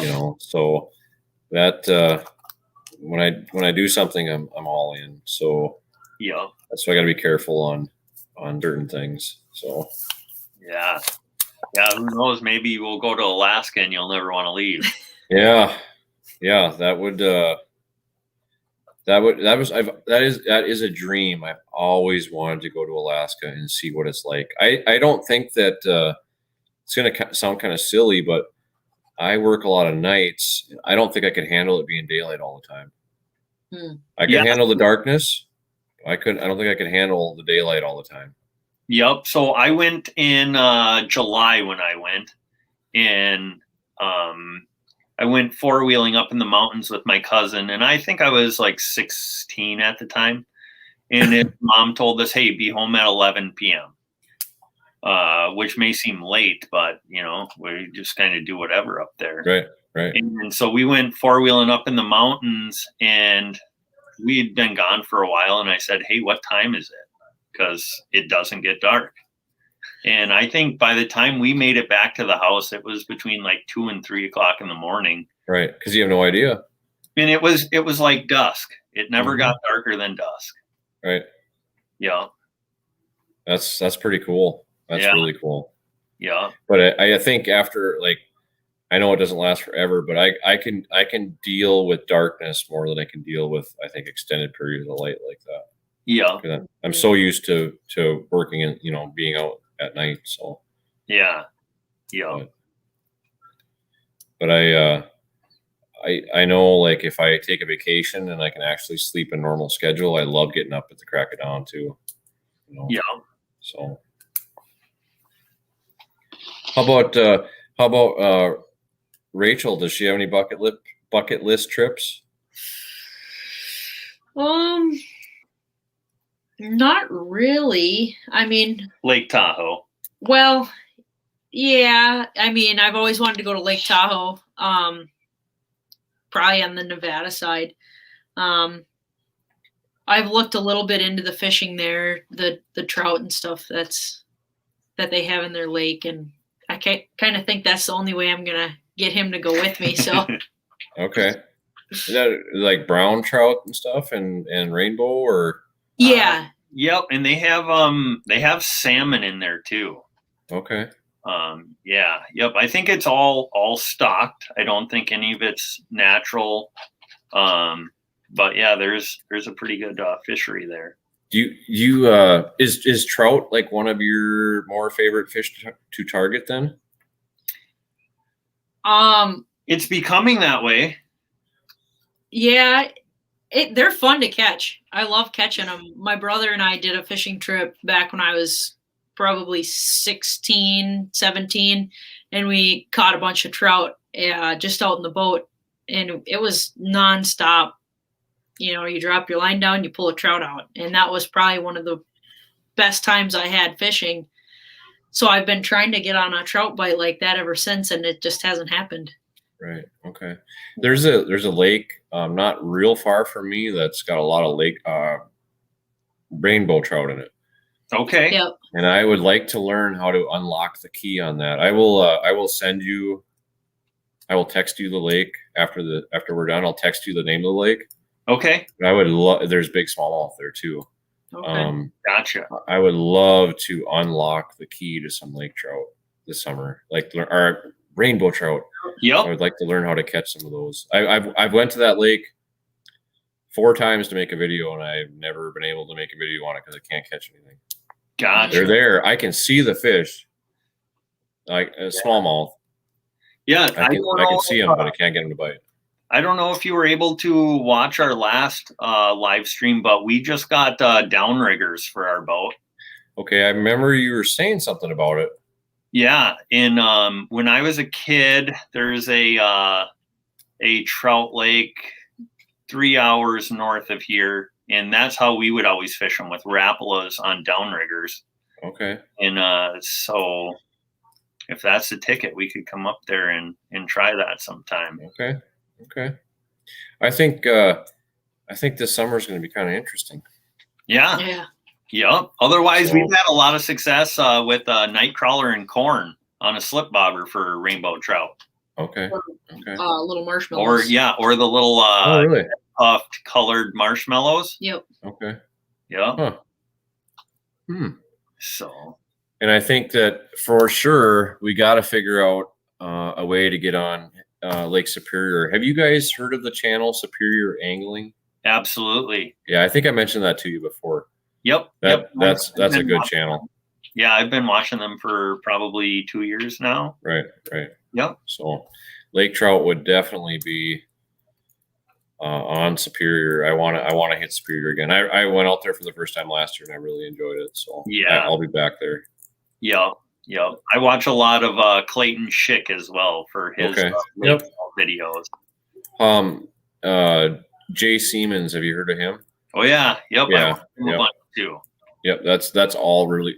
I think JC I like Uncut Angling.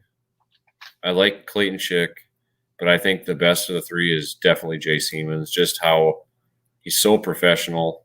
Yep. And like he does an amazing job. He is he's a pro.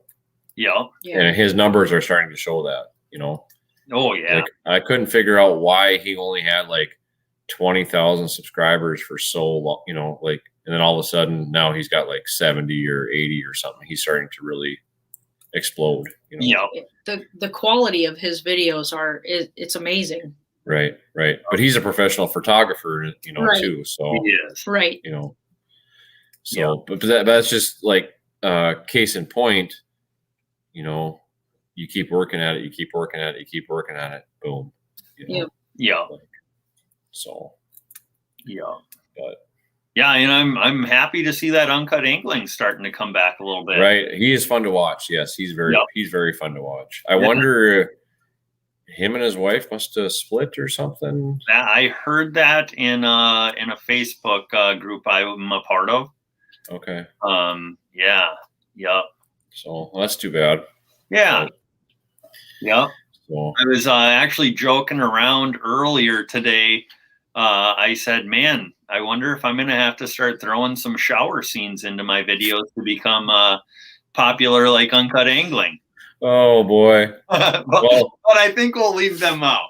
You if you're gonna do that, you go ahead, because I won't be doing that. So. Yeah. See, I don't have I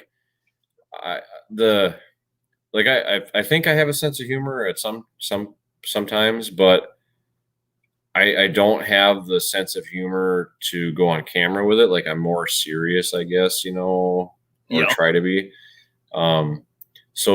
But that's one way he engages people, and and draws people in is because he's doing goofy stuff all the time, you know? Yeah. And he's very good at it. But he's the one thing, you know, he's very knowledgeable too. He like about incredible species of fish, and he knows, you know, this and that. I mean, he knows what he's doing. Yeah. So yeah. But have I bored you to tears yet? No, we're enjoying it. So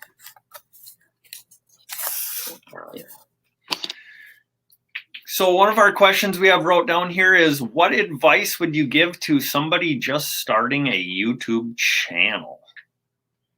Well, so one thing that I would do, like I was thinking about just the other day, is like, if I had this to do over again, I would probably, if I was going to start a YouTube channel, I would probably start the channel and I would just like watch videos and stuff, but I would start recording for about 3 months and not post it. I would start recording and I would watch my stuff and I would edit it, and then I would let it sit for a week, and then I would go back and watch it again and then edit it again. Because I've started to do that now when I have time with some videos. I will make them, edit them, and let them sit, and then I'll go back and watch them. And I almost every time I will change something around, because like at the point when I edit it, I'm like, okay, that looks good, and then I'll come back and be like, oh, how did I miss that? Or, you know, but I would do that, and I would like perfect my stuff a little bit before I would post, because you get that. I mean, your videos, your first videos are going to suck no matter what. Yeah. You know, I mean, mine still have a long ways to go, but I think I would do that. And I would definitely learn about the community thing a lot faster. Yeah. Because the community thing is what set the groundwork for the rest of the growth. Learn, talk to other people, you know, I mean, like, this is networking, you know. Yep. I would try that, but you know, like, of course, when you first start, you're like, well, who wants to talk to me? I have like 2 videos and 3 subscribers, you know. I mean, looking now, like, if I saw a channel pop up that I'd never seen before, and it had like 10 subscribers and they had really good content, I would reach out to them and be like, hey, you guys want to do a live stream, or you guys want to, you know, something, because you can never have too many contacts. You know, it's just networking is key, you know. So, and I would probably, like, when I knew I wanted to start posting, I would probably make about 15 videos and have them stored before I would start posting. And then I would post once a week. Yep. And keep working on stuff. And that way you have your, you know, you would have 15 weeks. You'd have 4 months of stuff right there. And then as you get more confident with your editing and you can work faster, then I would move to 2 uploads a week. Yeah. And then I would probably stay at that 2. And if I felt I could do more or whatever, then I would move to 3. But 2, I think, is probably, that's what I would do if I had it to do over again. I would have maybe built the channel, and I would have done a lot of videoing first and editing, and then I would start posting. Yeah. Depending on what you're doing. Yep. Yeah, because some videos are kind of season dependent, is what I found. Right. Yep. So the thing, and that's the thing, is like, so in actuality, like, if I would have started a channel, like, let's say from last year, and it had been ice fishing stuff, I would have held on to it till this year. Yeah. And then start, you know, or maybe, I don't know. It just would depend, I guess, because you don't want to wait forever, because then, like, well, I don't want to do it, you know. But I would have had a backlog, and I would have learned some things first. But it's worked out, so I guess, you know, what's happened. But if I had to do over again, I think I would probably went about it that way. Yeah.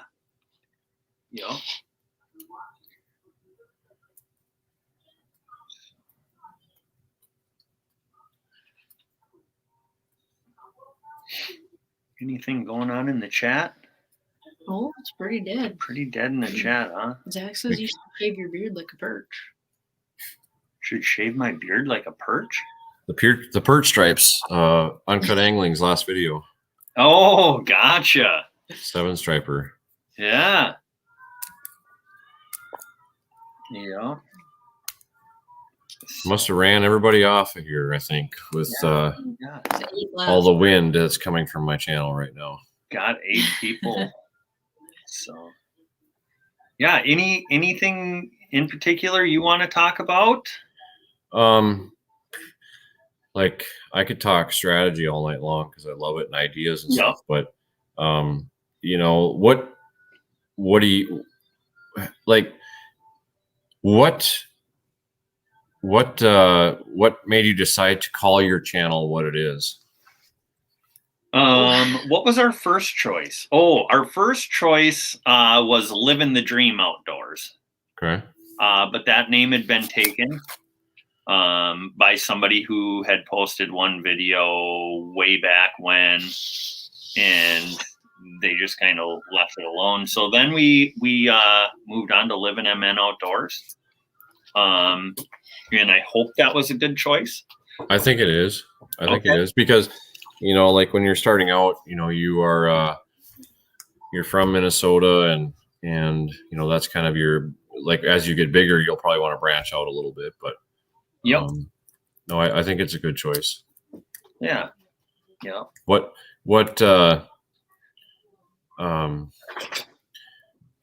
made you decide on the logo that you have?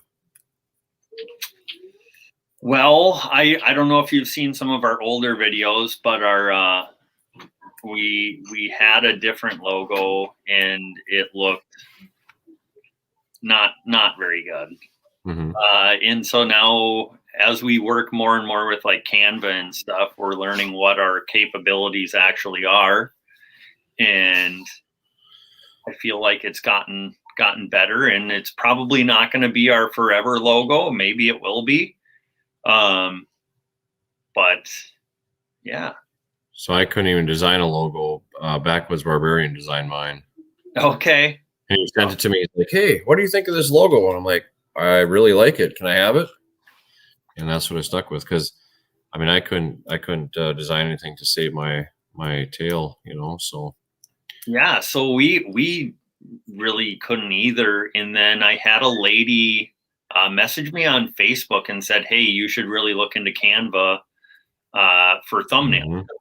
We weren't really putting thumbnails in our videos. Yep. And then we found that, and we're just like, "Oh man, we could make a nice logo with this." Right. Yeah, and yeah, you can really do anything you want in Canva, it seems like. Right. I wasn't doing anything with thumbnails either. Like my thumbnails still really suck. That's one thing I think that's very important. It's one thing I'm really trying to get better at.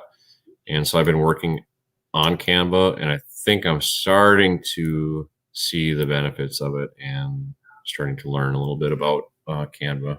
Yeah. Now, do you just have the free version of Canva? Yes. Okay. Yep.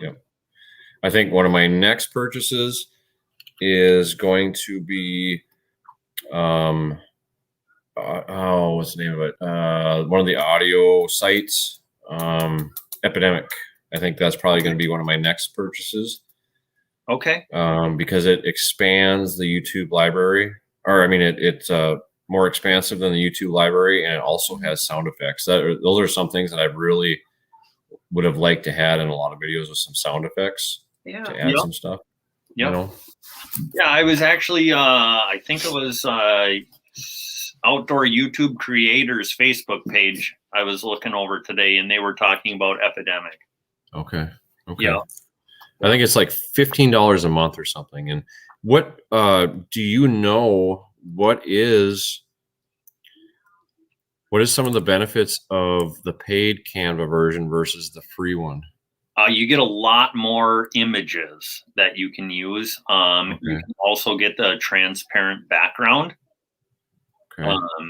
Like we're in the process of working on getting t-shirts, hoodies, sweatpants, and hats made. Okay. And you kind of have to have that transparent background. Okay. For your logo. What's your strategy going to be with merchandise? That is something that we are working on. Alex and Chris are kind of in charge of that. And we are actually starting to think about getting a website built. Yep. So earlier this week, I was looking into, I think I was on Think Media again, and they were going over the different websites you can do. And for what we do, they kind of suggested Shopify. Okay. For selling merchandise. But in the beginning, we're not looking to make a bunch of money off of our merchandise. It's more of advertising. Getting your name out, yeah. Getting our name out. And then, if we get a huge following and people are willing to pay a little more for the clothing, then you can start to make some money off of it. Because, my ideas with merchandise, I don't know why anyone would want to buy anything of ours because we're nothing, but I'm just trying to look to create some revenue so we can do more things. It help with the expenses of, because you go on a fishing trip, for me to drive to Lake Superior and fish for 3 days is going to cost me $600-700 probably. By the time I drive there, because gas is going up, rent a hotel, meals, all that stuff. So if I could, sell $100 in shirts and cut $100 out, it just helps out. You can do more, Yeah. But have you guys looked at all? This light is horrible. Have you guys looked at all at YouTube membership? I have not. I have looked at it a little bit, but I don't know enough about it to know if it's really worth it. But I don't have any perks really. I guess I could throw some outtakes or something. I don't know, but because people, when you have, I know it benefits you if you have a high. So my percentage of subscribers my percentage of watch time that comes from subscribers is 8%. Okay. And so that's very low, but I'm averaging per month, I think it's about 2,300 hours of watch time a month. So actually it's not too bad because I'm getting a lot of people that watch and they are watching the fishing report and they don't either have don't have a YouTube account or they don't care. Yep. So I'm still getting those views, but I'm not getting the subscribers off of it, whatever. So I completely forgot where I was going with this. YouTube membership. So they say that to be more successful at YouTube membership, your subscriber watch percentage should be 25 to 45% or something like that. Okay. So for me, I don't know that it would really benefit me, but it's something that I would be kind of interested in at some point in time. But it's just trying to learn all these different things. But how my viewer retention is starting to get around 60%. Okay. What are you guys seeing, if you don't mind sharing, just out of curiosity? I think we're in the upper 40s. Okay. I think you told me that. You told me that. Yep. So, that I've noticed that I've got, you guys don't make super long videos, but that's one thing that was one of my issues when I first started. I was making my videos too long and I was boring people to death, probably like I am right now. But I've learned to try to get all my stuff into my videos that I can in a shorter period of time and get my watch time up. Yep. And then once you get your following, then you can make your videos a little bit longer and people more than likely stick around because A, you'll be better at editing, and B, you'll be more interesting. and people kind of want to see what's going on. Cause I try to put a story, like everybody does. I try to put a storyline in every video. So yeah. Free to Prowl says, if you want to talk Shopify and fulfillment companies for merchandise, let me know. I'd be interested to see, because I don't know the business aspect. Like, I'm so new to YouTube. I don't know all these things, and I want to learn them, so. Yeah, and like I saw on like Stream Labs, you can create your own little merch shop through them. And and they have like all the clothing and stuff. You just put your logo on it, design it how you want it. They approve it within minutes, and then you connect your PayPal account, and they do all of the printing, all of the orders, all of the shipping, and you don't do any of it. Okay. But now, I think the cost is high. Okay. Now, have you ever thought about linking a PayPal account to your YouTube channel? Because you can link a PayPal account to your YouTube channel, and people can donate, like if they want to, help the cause or whatever. Oh, I thought about it, but like, right now, right now, any revenue that I get from YouTube, like, I'm going to be completely transparent and honest. I'm making about $150 a month on YouTube. Yep. Well, I've spent 20 times that in getting this thing going throughout, the last year and a half. Yeah. So any revenue that this channel makes goes back into the channel, and it will for quite a while. Yeah. Yep. Upgrading, like I want to get better audio equipment. Audio, I think, is very key. And I want to get some lighting, some studio lighting, and I want to figure out lighting on top of a camera for like doing things outside and stuff too. Yeah, I want to make my product look better, and sound better, and and I think that'll be like, I think that will be something that will keep a person going. You know what I mean? Yeah. And so any revenue that comes from YouTube to us, probably should go to Chris and Alex to pay them for having to be around me, but it's going to go back into the channel, and try to get. So Tom Keltish just came back in. He says, "Oh, good, you guys and gals are still going." Yeah, Tom, I've been flapping my jaws for a long time here, boring everyone to death. But so yeah, Tom, we need more weather reports. Right. Hopefully, man, I'm ready for this weather to break, though. I'm ready to get back out and go do something. Like, I don't even want to go outside right now. Yeah, man, I'd like to get out ice fishing in the portable, but man, it doesn't sound like fun. Right. Especially with wind. Yeah. Yeah, if there's no wind, I can handle 30 below if there's no wind. Yeah. Like right now, I think it is actually probably getting close to minus. I'll have to look. I can handle that no problem with no wind, but once you get a little bit of wind, it's just miserable. Yeah, bites your face. Mm-hmm.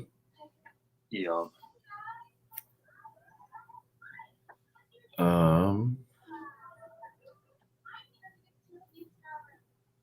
It is.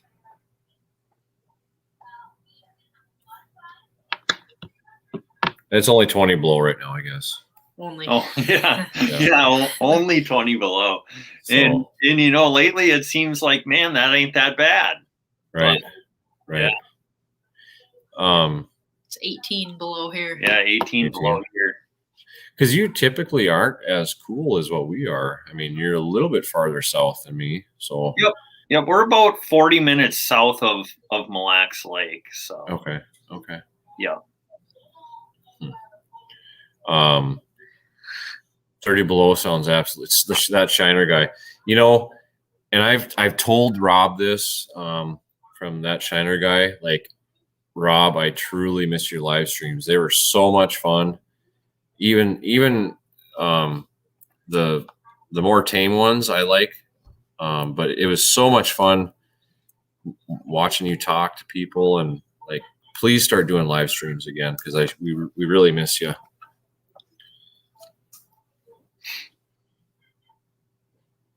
Yeah. So, and I feel like at a certain point, once it gets, to a certain coldness, it really don't feel any colder the more cold it gets. Right. No, not really. Right. Once it's just when the wind blows. Yep. Yeah, the other night, I was putting gas in my car and I didn't have a jacket on. I was just out in a long sleeve t-shirt basically, and standing out in 25 below, but there was no wind, Yeah. I mean, after a while, like, you feel like your pants and your shirt freezing, but it's not that big of a deal once you get used to it. But now, like, 20 degrees is going to feel so good. Oh yeah. Yep. So, like, most of the winter, I just go outside in a sweatshirt and jeans. Mm-hmm. But man, I've been grabbing the coat lately. Right. Yeah. Another thing, I've heard some guys talk about doing this, but I think that it would really be fun. And I don't know that any YouTube community has ever done this, but to find a central location, like, you got Tom Keltish in Wisconsin, and well, Shiner, you're in Florida, so that might be a little bit, Daddy Duck's in South Carolina, but find somewhere like in the middle of most of these locations, and like freaking rent every room in a hotel for a weekend and have like a YouTube convention jamboree. That'd so cool. How cool would that be to have like 100 YouTuber, all together and do like a video on it and stuff. I think, yeah. I mean, that's something that, like even local news or something might even like pick up on, because it like would be so unique, Yeah. I'll bring but, yeah. Just have a big party, have a big barbecue. And I mean, I think it would really be cool, Yeah. Get a hog roaster and roast a hog. And Right. Yeah. So, and if we did it in the middle of everywhere, like, it might actually be somewhere halfway decently warm too. Yeah. So depending on what time of year it was, but one is not Iowa. Yeah. Yeah. Rachel says not Iowa. Yeah. Yeah. If you're from Iowa, we love Iowa. Yeah. I end up in Iowa once a year for about a week. The hottest week of the year. 4th of July? No, actually is in like August, but. Oh, okay. So. Yeah. But no, I think that would be cool to do something like that. That would be really cool. I think we've even mentioned that before. Yeah, do a big meetup with a bunch of people. Because there's a lot of YouTubers in Minnesota also, I think, that do outdoor stuff, and some of them, I see new ones every once in a while, and just it would be fun to get to know some of these people. And I'm kind of careful too. Like, I'll watch a person, watch a channel, and kind of see how they act, and you can't fully gauge them, because it's funny.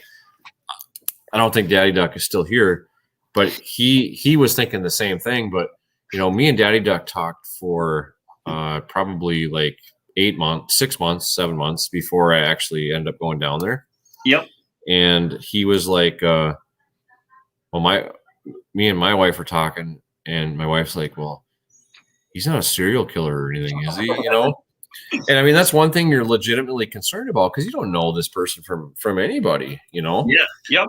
And it's kind of funny, when we were talking like a day or so after I'd been there, he goes, yeah, my wife is like, before you got here, she's like, you're sure he's not like a serial killer or something? I said, my wife said the same thing, Yeah. So, yeah.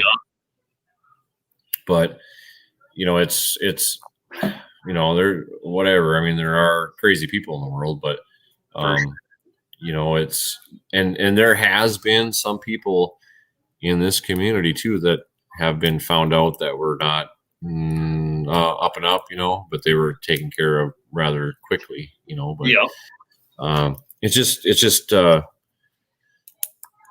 just really cool to meet all these people from all over the place, you know, so. Yeah.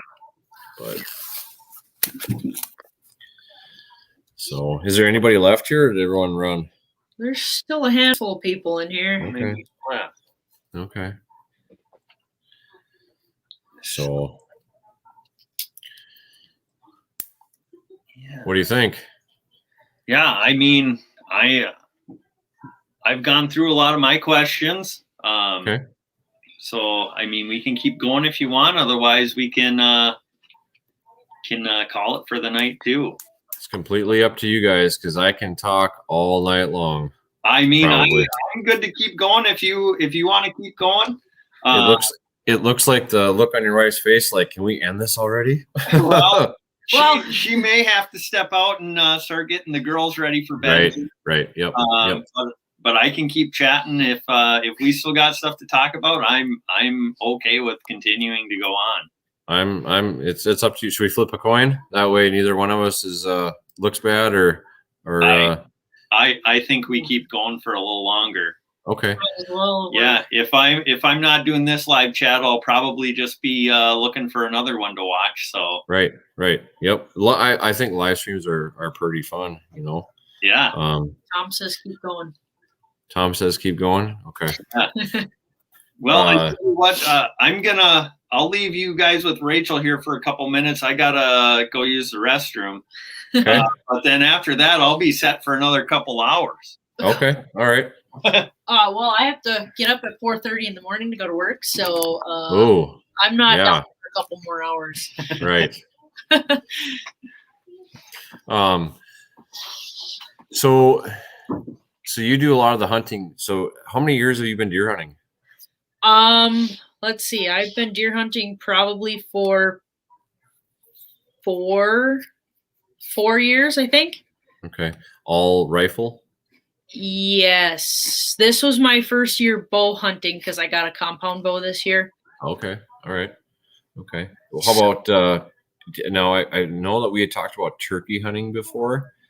Have you turkey hunted in the past or was I have not personally turkey hunted. I've sat in with my brother one time while he attempted to turkey hunt, but I don't recall seeing anything on that trip.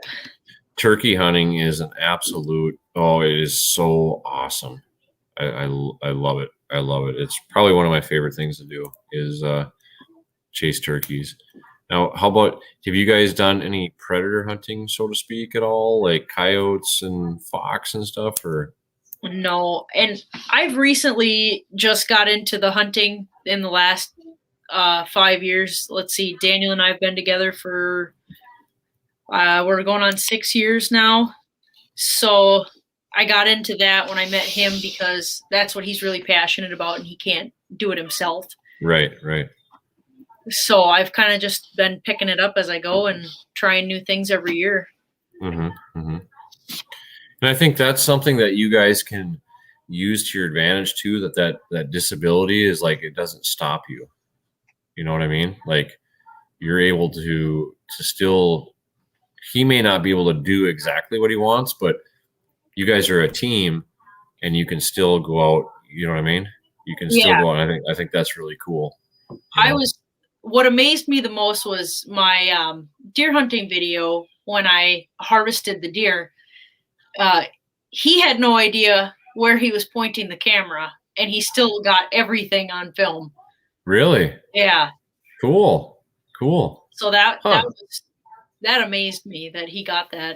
It was so fun to go back through it and be like, oh, you got the whole thing. Right. That was a good video, and you guys did really, really well with that one too. I mean, 20,000 views, and you guys are as new. That was pretty good. You guys, but I think that goes to show the importance of timing, titles, and it was the right thing for the search engine optimization. You know. Yeah. Yep. And you guys nailed it. That was pretty good. Is it still getting views or has it dropped? The one that has 21,000 views is still gaining probably, I'd say maybe 100 views a week. Okay. Now, do you repost it on any of like deer hunting Facebook pages or anything like that? Honestly, no. You should. Yeah, YouTube just keeps recommending it to people, and I can see that in our analytics. So. Yep. What in your guys' opinion on your channel? What is the thing that you guys want to improve on? That's a good question. What do I want to improve on? Like as far as analytically, watch time, or I mean, obviously you want to get your 1,000 subscribers, whatever, but yeah, I think it would probably be viewer retention, just because they don't watch for more than 4 minutes at a time, and whether that's, we need to shorten our videos a little bit. We just have a really hard time cutting some of our filming. When we go on trips, we have trips that we film not enough, or we film too much and we don't know what to do with it. Well, you always, so one thing that I've learned is I learned that always have your camera handy, and having more is always better than having less, but you can use that for B-roll. Yep. Because you can save that, cut it out, and then like you'll be doing a video on something else and be like, oh, I wish that, because that's one of my goals is when I do a video, like if I'm talking about something, I want to try show what I'm talking about. Yes. And so that's something, buy external hard drives and keep it for B-roll purposes, and then you can even be thinking of like, oh, we'd like to do a video on this. Oh, remember that one time we went here and we got all this? Well, that's going to be, we're going to be talking about the same thing. So we can use that to incorporate into that video. Right. Yeah. So I need to let my dog out real quick. She's telling me that it's a break time. So I'm going to let her out real quick and then I'll be right back. All right. Sounds good. If you guys don't cut the stream while I'm gone. Yeah, no, we won't. We won't. Yeah. Got 7 people left. So everybody's still hanging in there, enjoying the live chat. I know it maybe hasn't been the most exciting tonight, but I think if you're a YouTuber, Cody has shared a lot of really good information with us, and feel free to watch back as many times as you need to pick up on all the advice he has shared, but a lot of good stuff in here. So, and I appreciate you guys stopping in and hanging out with us, for hitting the like button, for hitting the subscribe button. We really appreciate it. I know you guys can't see right now, but my lab is absolutely going nuts underneath me right now. So I'm gonna get her out of the room here quick before she breaks something, and I'll be right back. Okay, go outside.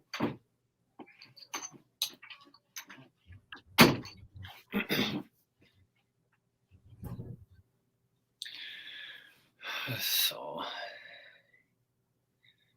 yeah. Haven't gotten any texts or pictures from my parents lately, so I don't know if the fishing slowed down or maybe the fishing's just that fast they don't have time. But they were absolutely hammering the fish on Lake Winnebagosh earlier today. If you want more details on where and what they're biting on, just either, I guess, can hit us up in the chat or leave a comment or whatever, and we can help you find some fish out there. But yeah, look back through my notes a little bit, and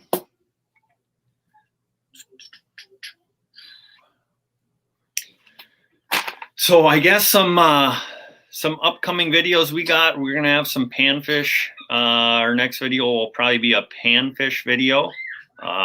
We let the girls catch probably 90% of the fish, so you'll get to see the kids fishing a bunch. We're we're planning some more. We got one really good trip planned. We're going to go catch some giant bluegills and crappies. And when I say giant bluegills, earlier this year, we got some over 11 inches out there. So we'll be doing that. I did get a tip from one of my buddies on some giant crappies down in the metro. So we're going to be trying to get a trip in down there. They've been getting a lot of 15 to 18 inch crappies. And apparently they're biting on some big bait. So we'll keep you posted on that too. So, but as far as other things other than fishing coming up, we're starting to get prepared for the maple syrup season. We'll be tapping maple trees and collecting sap to do that. So that'll be something different and fun and delicious. So, and here's Cody back with us. All right, keep on it going. Yeah. So with Rachel not being here, Cody, if you want to keep an eye on the chat, just because I can't read it. Right. Okay. So if we got some questions, that'd be great if you could catch them. Okay. Sure will. But yeah, I was just telling them coming up this spring, we're going to be tapping our maple trees and doing some syrup videos. Okay. So cool. There is Otter 2018 says perch. Perch, yes. There's a great perch bite on Lake Winnie right now. And if you want to go fish perch up there, let me know. I can get you information. I have a stupid question. Where exactly is Lake Winnie? Winnibigoshish? Yep. Okay. Yep. I'm not exactly sure where that's at. Do you know where like Deer River is? Oh yeah, sure. Yeah. Yep. Okay. Huh. Yep, we're there. That's not too terribly far for me. It's a little ways. Yeah. Yep. It's not real far from maybe it is. I'm trying to think. I think it's like an hour maybe from Red Lake. Yeah, it'd be kind of on the other side of Bemidji. Yep. Going east there. Yep. So yeah. What's up with the perch on Mille Lacs?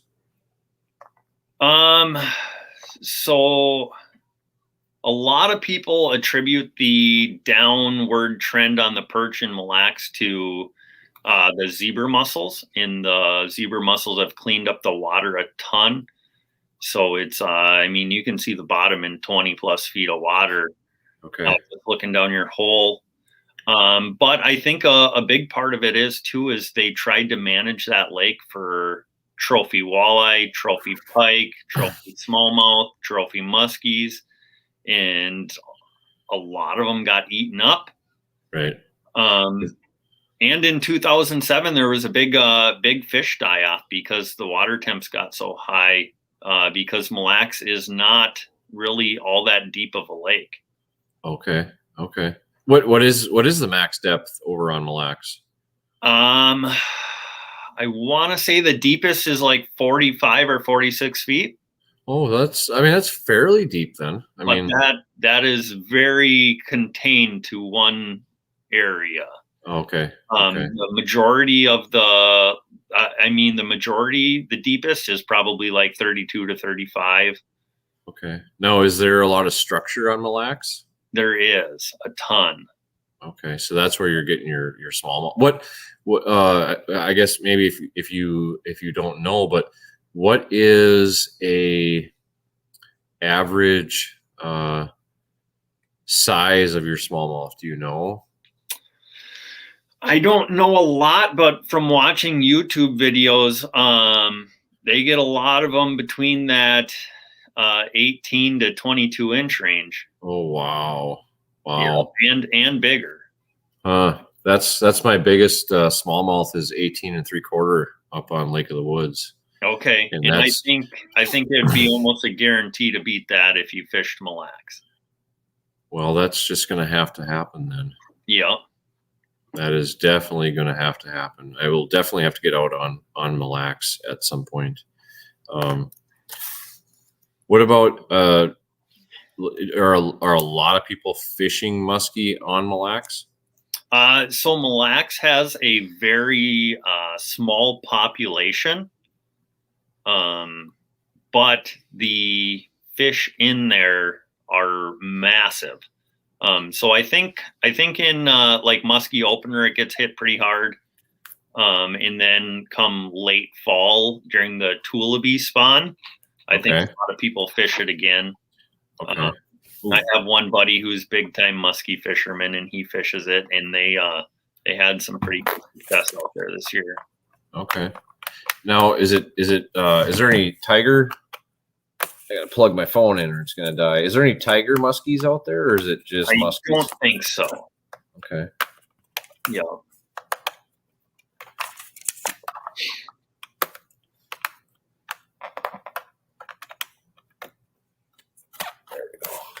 Get this thing plugged in here so my phone doesn't die on me. Yeah. Do you get into muskie fishing at all, or? I've gone out a few times actually targeting muskies and have not had a ton of success. Okay. But a few years back, we were trolling for pike on a different lake, and we caught one that was 53.25 inches. Oh wow! And that one's on the wall because we caught it on such light rod and line. By the time we got it in, we tried releasing it, and she just wouldn't go. That's huge. Yeah, that is absolutely huge. So get my phone back up here. Definitely one of them trips I wish I would have had a camera with. Right. Oh, yeah. I caught a 50-incher the year before I started my channel, and boy, would I have loved to have had a camera for that one. Yeah. Yeah. You know? But unfortunately, I didn't. But yeah, that would have been really cool. Yeah. You know? When fishing smallmouth on Mille Lacs, a lot of people do hook into some of them big muskies. Mm-hmm. And I mean, you're gonna catch a ton of walleyes too, along with the smallmouth fishing. Is there any crappies on Mille Lacs or not really? There is. They're kind of specific to two of the bays. Isle Bay and Walk-On Bay has crappies. Not a ton of people fish them, but there's big ones in there. Okay. Yeah. Is the population pretty good, or is it not really? I don't think there's a huge population of them. Okay. Yeah, and they're really kind of stuck to that like 12 foot of water or less. Oh, really? Okay. Yeah. Yep. Is there weeds? Is there a good vegetation base on Mille Lacs? Yes. Yeah. Okay. Yeah. Huh. Yeah, it's some place that I've always wanted to go, and so I know it's probably a touchy issue, but what happened to the walleyes on Mille Lacs? The 2007 fish die-off had some to do with it, but yeah, it's a touchy subject. The native tribe has a lot of control over what goes on there, in that that can kind of be a really touchy subject with people. Okay, because I know netting was very popular on Mille Lacs, and I was thinking that was probably a part of it. Yep. And they have their own like fisheries department that sets a lot of the regulations and stuff. Okay. And the thing that I've never understood is I don't even think it's the tribe that lives in Minnesota. I think it's a Wisconsin tribe that has the netting rights to Mille Lacs Lake. Okay. Huh. Yep. Is the population coming back? I would say that the population has never been better than it has been the last few years. Okay. But they would argue that. Okay. Yeah. Now, Free to Prowl Outdoors is going to run. Service keeps cutting out. Thanks for the invite. Great content and keep up the good work on both your ends. Appreciate that. Thanks for stopping in. Stay in touch. Yeah, and thank you. I know that from what I've seen, I know that Free to Prowl likes to fish on Superior, so that is that's maybe a possibility in the future of meeting up. Oh, for sure. Doing something. So yeah. I can't remember. There's only really certain areas that have ice on Lake Superior in the winter, right? Yes. So down towards Duluth, usually has a fishable sheet. Most years there's some ice there. And then over by like the Apostle Islands, I'm pretty sure they have ice every year, I believe. Okay. That's a place I've always kind of wanted to check out too, since I've been paying attention to Superior. Yeah. Another thing that is on my radar is I'd really like to get over to Lake Erie sometime. So Lake Erie is a bucket list trip of mine, specifically ice fishing walleyes. I've heard that it can be very, very good out there. Yeah, yep, and the walleyes are massive out there. Mm-hmm. And, I know a lot of people really want to hit Lake Winnipeg for those big greenbacks, but for some reason that does not interest me one bit. Okay. Yep. I don't know why, but it just like I've had a lot of friends like, oh, we should go to Lake Winnipeg, and I'm just like, nah. I guess have you ever been to the Northwest Angle on Lake of the Woods? I have not. I've only been to Lake of the Woods once, and I think we went out of like Morris Point out of Baudette. Okay. So the Northwest Angle, Lake of the Woods, most of it is just a big, huge body of water. It's just a monster, You get up to the Northwest Angle and it's 14,700 and some islands.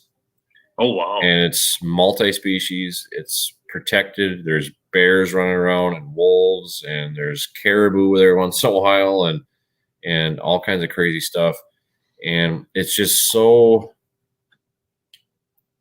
it's so remote and it's so pristine that like I didn't fish anywhere else for a number of years, really until last year. And I felt like I was cheating on my wife or something going to a different body of water, because it is just so captivating there. And it's just, I think when you go up there, you will understand what I mean. If that border opens up, that's where I will be spending quite a bit of time up there. It's just a whole nother world, It's just really something. Huh. So sounds you can be like Alaska, but a little closer to home. Right. And probably about as remote,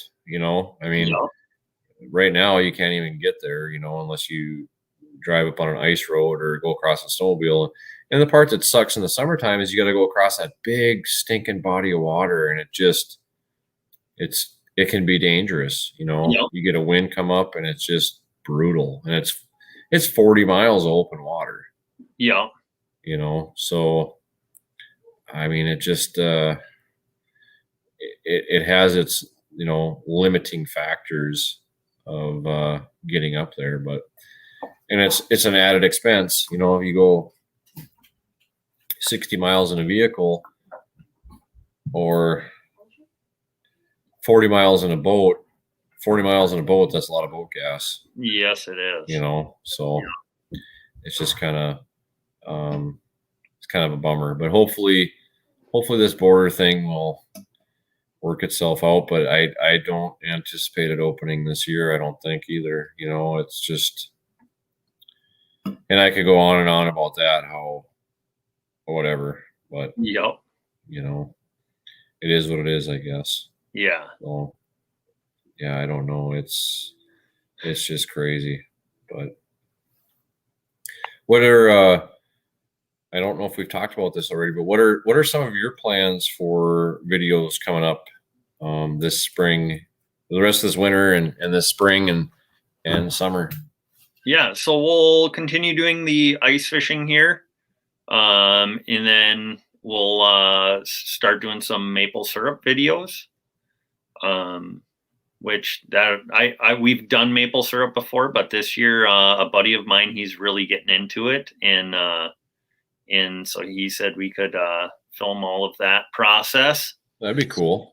Yeah. Yep. And then we'll fish the ice until we can no longer fish it. And then we'll get the boat out and start chasing panfish, open water. In June, we have a 10-day fishing trip planned. Oh, nice. So yeah, we'll be going on a big family camping trip. A ton of our family comes up and we hang out and do a bunch of fishing. And is she doing a turkey hunt this year? Yes. Yep. Okay. So we will be turkey hunting. We don't know a lot about it. We're gonna we asked a lot of questions of the viewers just on Wednesday. Yep. And so they kind of steered us in the right direction. So we'll be getting some turkey equipment, and yeah, she'll be hopefully shooting a turkey. Good. I hope you guys enjoy it as much as I do. It is really cool. Like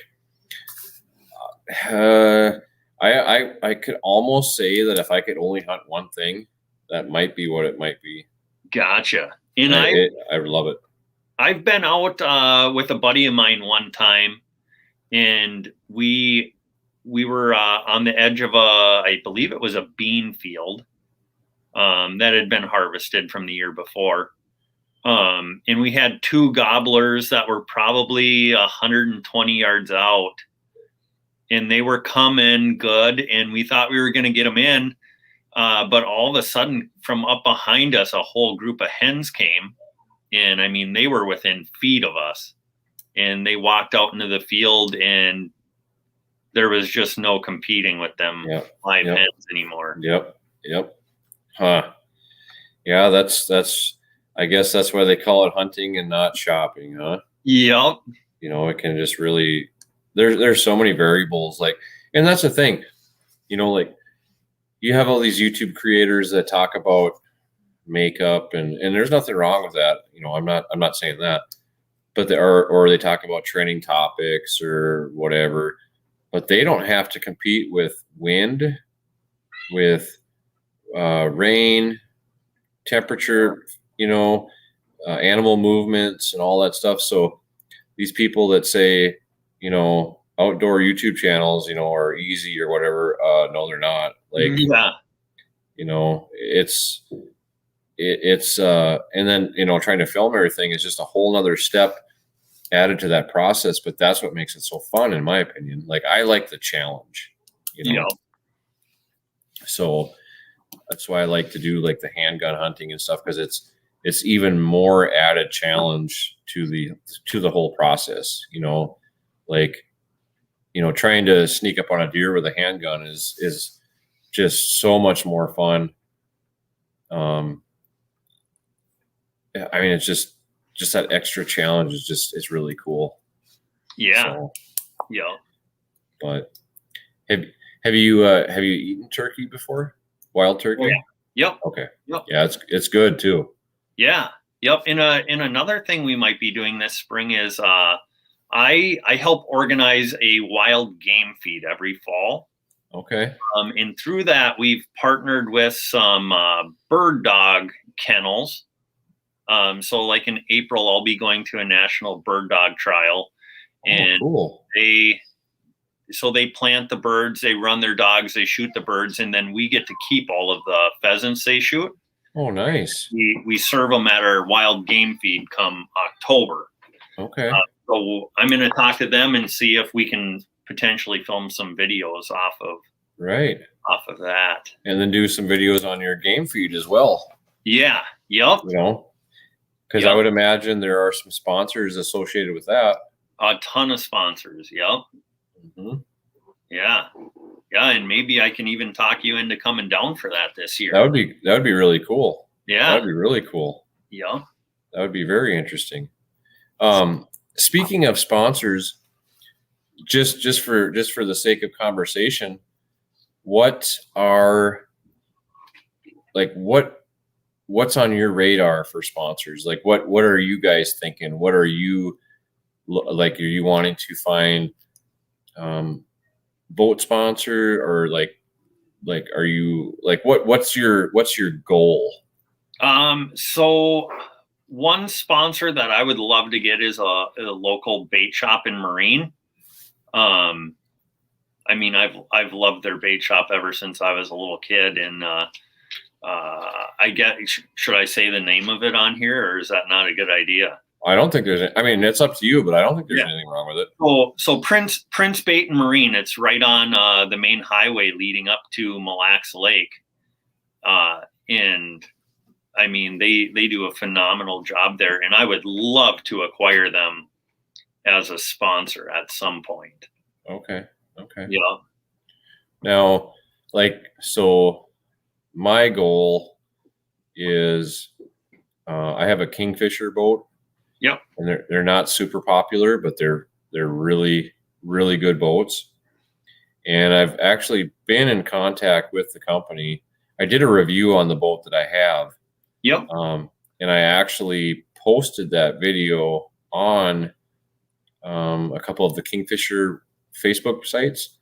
Okay. And since it's not, like super popular, Kingfisher actually did contact me and asked if I could send them some more pictures and video of my boat, since they didn't have a lot of that particular model, because Kingfisher mostly focuses on big offshore boats, like they sell up in Alaska and stuff. Yep. And I said, I would love to, but we're freezing up here. Yeah. So I said, as soon as I can get out on the water next spring, I absolutely would love to do that, Yeah. Well, and they said, well, let us send you some stuff. So they sent me some hooded sweatshirts, some hats, some t-shirts, mugs. So I thought, well, that was actually pretty nice of them, I mean, to do awesome. That. So I would like to, once the ice is out, is to get out and really do a good video and photo shoot kind of with that boat and send it to them and see what happens, Yeah.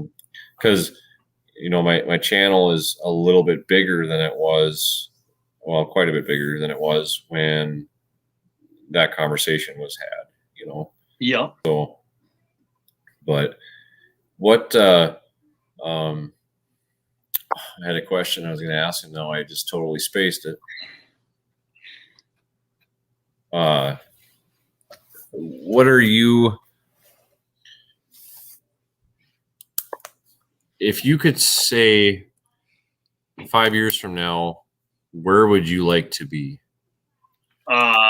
Number one, I'd like it so that Rachel could quit her job and we could be doing it full time. Mm-hmm. I don't know that that's realistic or not.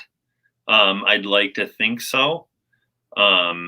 But I mean, it'd be cool if we could just be traveling in filming full time. Mm-hmm. Mm-hmm. And I think, have you guys ever looked at a website or ever heard of it called Social Blade? I have not. Okay. Well, just for fun, do either one of you have your phones on you? Yeah.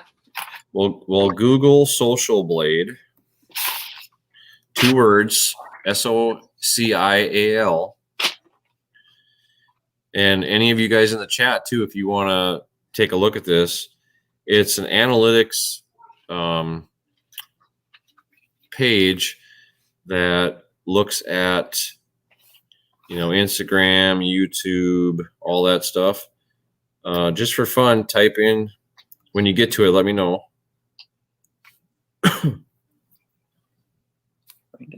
My phone's been slow. Because I'm watching this.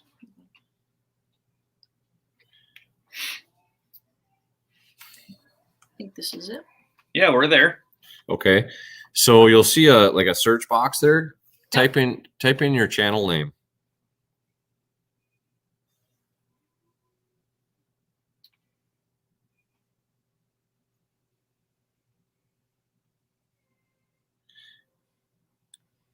Now, has your channel name came up yet? What are you seeing? It's just being slow on that. Oh, her phone's being slow right now. Do you get it? It's checking.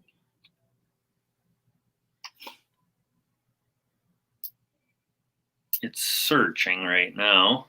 Okay. So when your channel comes up, it will show you over the past few months, it will show you how many subscribers you gain a day, and anybody can look at this. So I'm looking at your channel right now. Oh, okay. And like you had some days where you gained 12 subscribers, some days where you gained 9, 6, but pretty much you're gaining subscribers every day, which is really good. And your video views, are you guys at about you guys are gaining about 10,500 views a month. Is that pretty accurate? Yeah. Yep. Okay. So that's really good. Now has it loaded for you yet? Yeah, I'm in there now. Okay. So right below your icon, you see your channel grade, which is B-, which is really good. Mm-hmm. Okay, up above that, you see where it says user summary and future projections. Yep. Hit future projections once.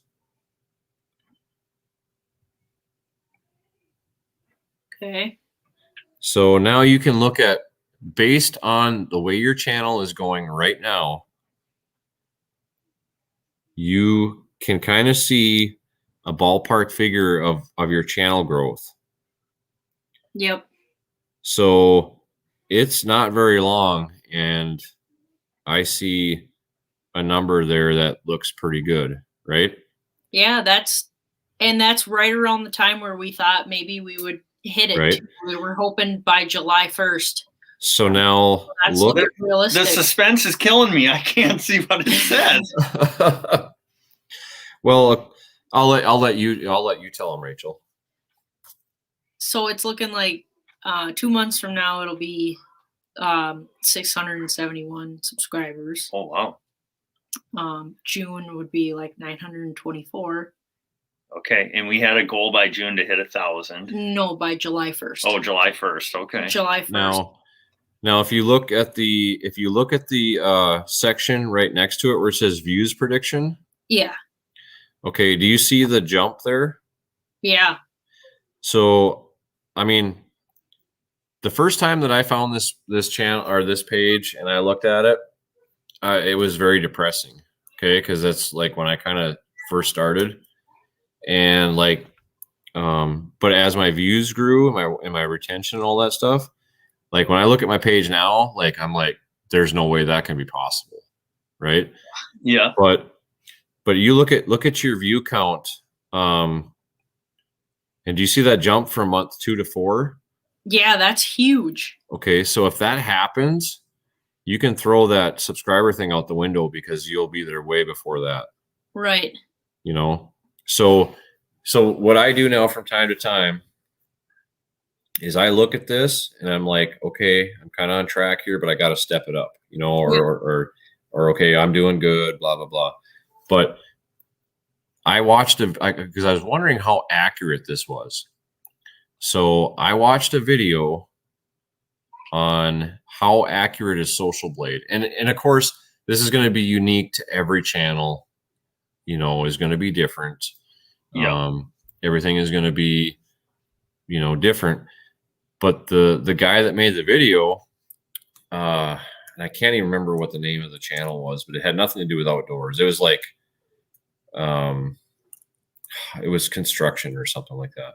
Mm-hmm. Well, it said that, you know, like in 8 or 10 months, you know, he was going to hit 1,000. subscribers. So he was pretty excited, but in 9 months he had hit 60,000 subscribers. Holy smokes. So whatever he was doing really worked, but he goes, everything was kind of pretty close online until I had one video that just really blew up. And now, it was a little bit longer time frame than that, I think. But I guess what I'm getting at is you can look at that and you can kind of gauge your progression and kind of gauge, what's going on by that site. But if you really kick her down, you can do better than that.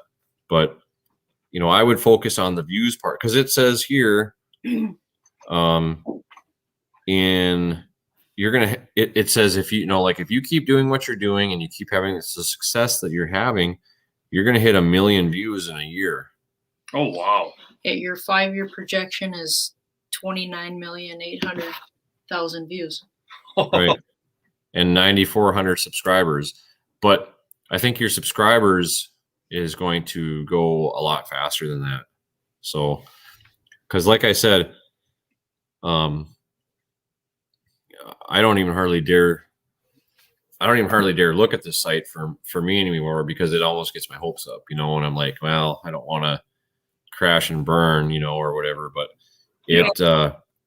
check this every so often and see how it changes, and maybe even like screenshot this, screenshot that, and we'll and then look at it in a month from now and see, or even 2 weeks, and see what your growth is, and then look back at this and see if it's lining up at all, because this takes your statistics and it analyzes it. I mean, nothing is perfect, nothing is error proof, whatever, but but once you start really growing, watch this change and watch your numbers go like way up. Mm-hmm. So, because I mean,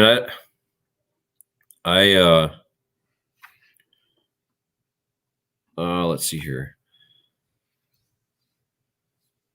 Because if I look at mine,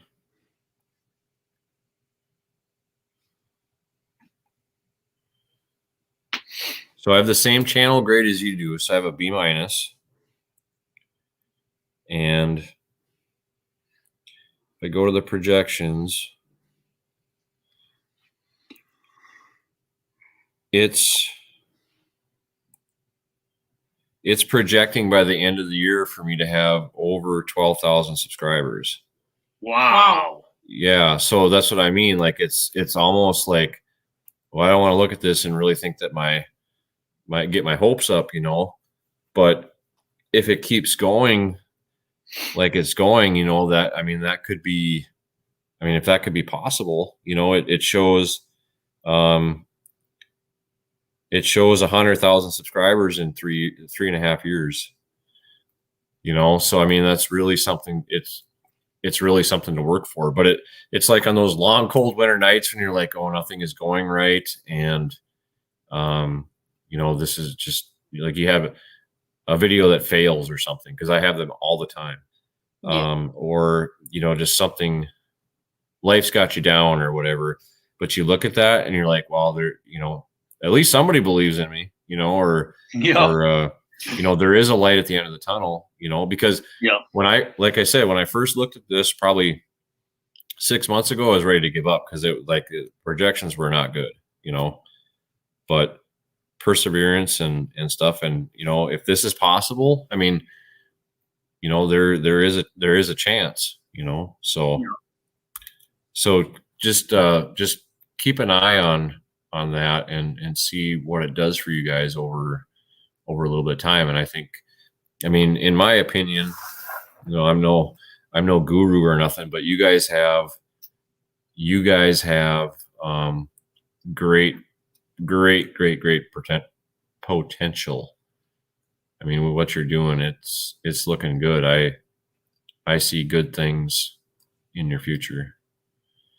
Just keep doing what you're doing, So I guess a question for you is, you were talking about having a failure of a video. what do you classify one of your videos as being successful or a failure? Like how many views are you looking for? Like, let's say within the first week of it being posted. Well, I guess I think that most of my waterfall videos were failures. I think I did an okay job documenting them, but they didn't, like, if and I can't say that they're failures, but they just didn't do what I was hoping or what I expected to do. Yep. Because, like, so when I first started, I was ecstatic if I got 100 views, right? Yep. Oh, yeah. Yep. And then as time goes on, and you get used to seeing 200 views, Yep. and as time goes on, you get used to seeing 300 views, and on and on and on. Well, when you're used to getting, let's say you're used to getting between 600 and 900 views on a video, and you really worked your tail off to make it, and you get 100 views or 80 views, they're not failures, but it's just like they're disappointments. Like they didn't do like what you thought, I mean, because like I did not want to post my deer hunting ones at all. And it wasn't because we didn't capture me shooting the deer, but it was just kind of a, like, we want the channel to be real and, edited, but unedited at the same time. Like, we want to show what it's really like, but at the same time, once you're doing well and you're getting good views, you don't want to put out a video that is not going to get views because it screws up your analytics. Yep. So I don't know if that is, I don't know if that's bad to look at it that way. But when you're wanting to try and grow, like, you want to be careful what you do too, although you do want to keep posting and you want to keep it real, but you're trying to grow.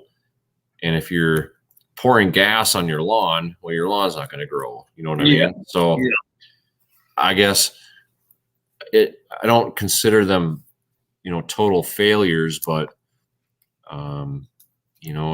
it didn't turn out like how I wanted it to, and you have to have those, because you're not going to be a mega YouTuber overnight or maybe even ever, but I think each creator, and we all have the same, we're all human, so like, oh, this video didn't turn out how I wanted to, I don't want to do anything with it, or you hold on to it and you're like, well, whatever, I gotta post something, so I'm just gonna post it, but I think I have expectations, like, now, and I'm sure you guys do too, like when you guys go out to, like, let's say go fishing, like, Rachel, do you run the camera most of the time and you do the editing, right? We kind of share the duties of running the camera, but I do all the editing. Okay. So is it easier for you if you're going to go out and make a video, is it easier for you to film it and edit it, or is it easier for him to film it and you edit it, like, creatively? And when she does edit, I sit there with her and we edit it together. He does a lot of input. Yeah. Okay. I guess what I'm getting at is, like, when you go out to make a video, creatively in your mind, do you have an end goal of what it's going to look like before you start doing it? Sometimes I have in my mind what I want it to look like, but usually it never turns out that way. Exactly. Well, Yep. Okay. Yeah. Right. But as you keep going, like, if let's say I'm going out, I'm going to go out fishing, or in my opinion, fishing is way harder to film than hunting is. Fishing is, for me, it is so hard to film because I'm self-filming most of the time. But like I have a vision of how I put a video together. I have a vision of the scenes that I want, what I kind of want things to look like. And once I am done with that trip, and fishing has been really tough for me this year. I've been up a couple of times and I've not really done very well, but it's very hard. I didn't have a good, the camera that I use, my G50 doesn't have a wide angle. So it's very hard to capture film inside of a portable fish house. Now with a M50, it'll make it easier, but like my stuff, when I would take it off the SD card, put it on the computer and start watching it to look at it to try build something, it did not turn out like I wanted to. And it was a fail, to me, because I was like, I did not get anything that I wanted to get. It didn't work.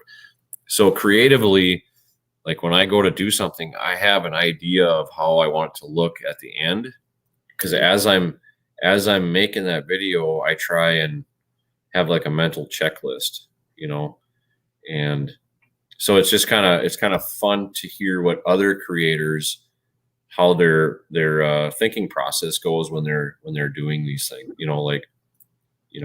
because some guys I'm sure just go on the fly and whatever they get, and it probably looks better than what it does when it's planned or hope to be planned, But I was just curious to see what the thought process was when you're making a video, if you're thinking it through first and then doing it. How many times on average, and if you don't want to answer, that's fine. When you did your try fishing out of a kayak, I would agree with you, Sunfish. I know that would be difficult too. Yeah. So fishing out of a kayak, 2 years ago, I was let in on kind of a secret little walleye lake. It's kind of a stock pond, and it's private property around 95% of it, but there's 5% that touches a WMA, and so it's probably a mile and a half hike back in, and it's loaded with walleyes. And the only way to fish it is with a kayak. We had been using inflatable kayaks just because they were easiest to transport back there. But I drug I bought a Pelican kayak this past year and drug that back in. And there's a good chance you guys will be seeing some walleye fishing from a kayak this spring and summer. Okay. You do that mostly with a GoPro then? Yes. Yep. Yeah, that would be all GoPro. Okay, right. Yep. And there's nothing wrong with that because like I've got hundreds of dollars invested in GoPro accessories. You know what I mean? Like, it's just crazy. But you can do some good stuff with a GoPro. It's just you won't really be able to do real cinematical stuff. Sunfish Assassin says I have like 196 subs and I managed to get 40,000 views in the last 3 months because people like your videos. Yeah. If you're getting content. if you're getting if you're getting good shots and you're getting good film and you have good audio and a good topic of what people want to watch, some of the big YouTubers, they started on a phone and they blew up because what they're doing, people want to watch, where it just depends on what you're doing. Like for me, my turkey videos, none of them did good at all. And it kind of like, if you're doing shorts, shorts right now are really kind of the hot thing. I haven't really gotten into shorts. I've done one short, 2, 3, maybe one of them, for some crazy reason, got like 400 views or something, and the rest have nothing, catching giant multi-species sunfish. Well, if you're putting together like a montage of catches and stuff, I think that, that's not, I'm not going to say easy to do, but it's not surprising at all. There's people that get a lot of views. It's just, you're doing whatever you're doing it right. You're doing the title right. You're doing the tags right. Your thumbnail, whatever whatever you're doing, keep doing it. And, subscribers will come. If you keep getting a ton of views, the subscribers will come. Like, I know watching a lot of these other channels, they do talk about subscribers, but that is not the most important thing. Yeah. Getting your watch time and your viewer retention, if that's high, YouTube will promote it, and you will grow. As long as, I think, in addition to shorts, I think maybe you need to, make some videos too. But one thing for us too, I think, is maybe, like your guys' channel, people are going to start to like your family, and they're going to want to see and that's one thing you guys have going for you, is you guys do a lot of things together. And you can turn it into a family thing too, and kind of pull that aspect into it too, I think. And people are going to want to see what's going on in your life. Like, my life is not interesting, because like, me and my wife work completely opposite schedules. I work at night. She works during the daytime. I work most weekends, and she never works a weekend. And she's not a real outdoors type. So like, our interests are different. So it doesn't really, like, we couldn't do what you guys are doing. She'd kill me, I mean, she would. So I think, whatever angles that you guys can use to your advantage, I would be doing that. The family thing, all that, I would definitely be using that. Most of my subscribers come from other channels. I agree with everyone wanting to talk with both of these guys. I must have missed something. Sunfish Assassin, where are you from? Oh, my wife just said she's listening. Well, she knows that she's wanted to kill me more than once, so all right. If you go missing, I'll let them know who did it. Okay. At least somebody cares. Yeah. So, Athens, Georgia. Well, I used to live not too terribly far from there. I used to live in Chattanooga. So, Chattanooga's a cool place. I've been there. It is. It does have its drawbacks in certain professions, but it was a cool place. There's a lot to do there, a lot to see, but like, for the sportsman part of it, like, okay, you got good bass fishing there, but that's kind of it, because if you want to live in the South and you want to hunt, you're going to have to get a private lease, Yeah. And that's big dollars. And I like the wilderness kind of, sort of. And so it's now that I know my wife is listening, I have to be careful what I say, but she would move there. She would move back in a heartbeat, but it'd be pretty difficult for me to go back. Like, I wouldn't mind living there from February 1st till February 28th or 29th, depending on the year, and be away from this stuff. But just the opportunities for, doing this, I think are much greater here. Yeah. But yeah. Yep. I remember when we were down there, we drove to Rock City. Rock City, yep. And I was absolutely blown away going up there. Right. Yep. I have multiple lakes, rivers, creeks, and ponds I can fish within 30 minutes from my house. Right. And you know that, and that's another thing is like, I guess, and as you guys would probably agree, you are taking advantage of the opportunities that you have right in your local area. Yeah. You know, you have Mille Lacs in your backyard, you know, and you have lakes and stuff, and you know, you've got turkey hunting, you've got waterfowl hunting and all that. So that's a big thing. Like, I live in one of the only counties in Minnesota that doesn't have a lake in it, you know, so I've got to travel 2 hours to a body of water. So, you know, when I bought my place at the Northwest Angle, I spent all my time up there and I learned it, you know, and I couldn't catch a bunch of fish every day, but I could catch some fish every day, you know. But you know, it's kind of like now the border shut down and I'm having to try fish all these central Minnesota lakes, and compared to up there, it's tough because you're not fishing murky stained water anymore. Now you're fishing clear water. Yeah. And the fish like the walleyes only like to bite at certain times. Yeah. You know, and the bass can see everything, and they're not as easy to catch. But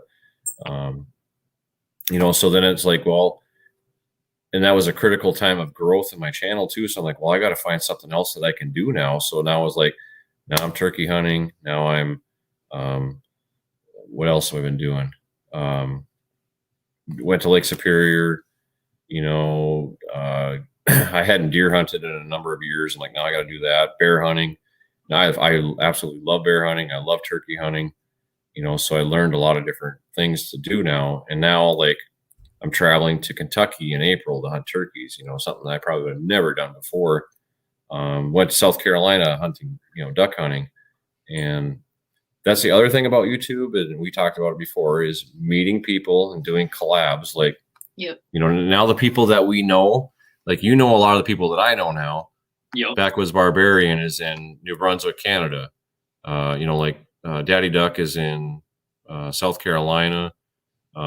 There's people in Utah, and I mean, all over the place. So if you want to do a collaboration on something, you contact them and be like, you know, yeah, we can put you up. You can stay here and stuff. You don't have to hire a guide. And then, like, okay, you will come up to my place and I'll treat you to what I have. You know, it's, you work with each other and help each other out, you know, bouncing ideas off each other, you know, like, it's help each other out, you know, type of thing. So, but 21 species in Georgia last year, 17 locally and 4 south.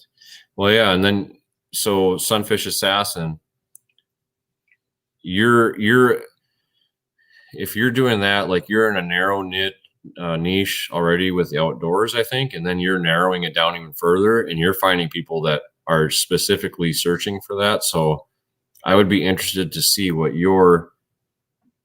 what percentage of your views come from YouTube search and suggested. I bet you they're pretty high, because someone's probably searching specifically for that, and they're watching your stuff. I bet you is why.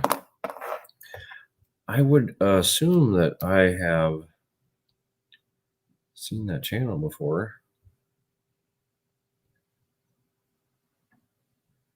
I think so. What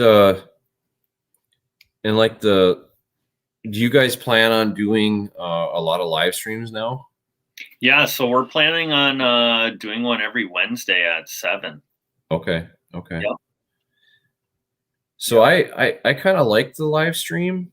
I've heard some say that it's bad for your channel, and I've heard some say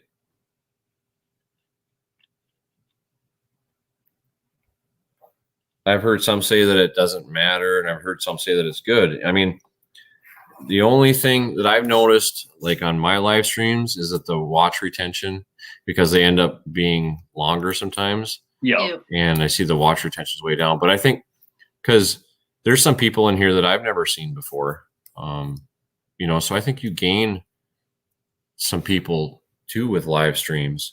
And then, of course, when you get monetized, you have the You have the capability of getting super chats and all that. Yeah. And the only thing that I wish I could learn, or I need to learn more about live streams, is doing the graphics and stuff during them. Like if you've watched Think Media, yeah. So you've seen how they do live streams. Like they have stuff going on, so it's not just boring talking and stuff. And I'd like to try to figure that out. Even do you watch JV Outdoors? Yes. Yep. Yeah. He does incredible live streams. Right. Yep.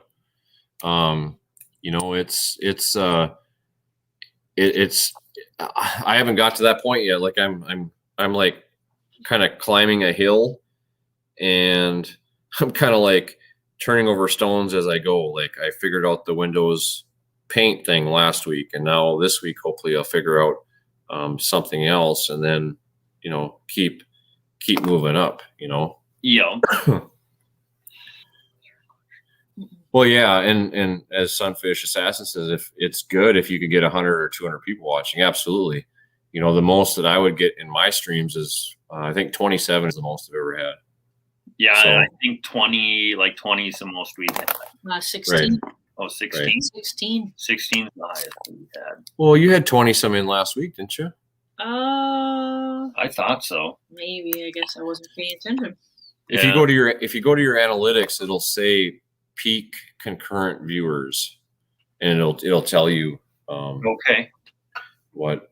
And I'd like to be able to figure out too how to put my screen up on the live screen, like go through analytics or something like that. Yeah. I think that would be. Oh, I just lost the chat on my. Palmetto Cats is getting 500. Yeah, I mean, he's probably been doing it a little bit longer, and these bigger channels are much bigger. Like my channel is a peanuts channel. I mean, not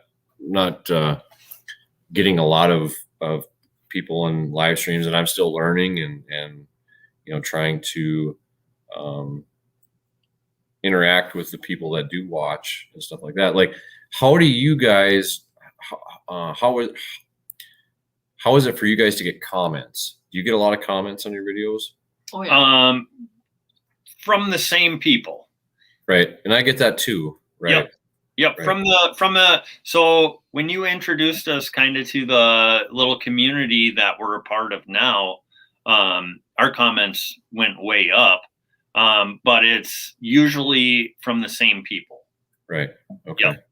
And I think that Picto Bunch says I can move to the south and hunt fish all their property. I think that is one thing. So I think some of the things that I am lacking on doing, I don't like to ask for subscribers. Like I do it once in a while, but I don't like to be like, hey, subscribe to my channel and blah, blah, blah, hit that thumbs up, smash that like button. I'm not like, I feel like I'm begging. I guess in my in my opinion, I like to earn it instead of ask for it, I guess, Yep. And so I don't get a lot of, I get a fair number of thumbs up, I guess, but compared to views like the fishing report, I'll just do some live analytics, I guess, on it and see what it's doing. What did he say? It's big. Oh. So yeah, there's one guy, he won't quit bugging us about our darn ice castle. Yeah, some guy from Kentucky, isn't he? Yeah, just keeps going on and on and on.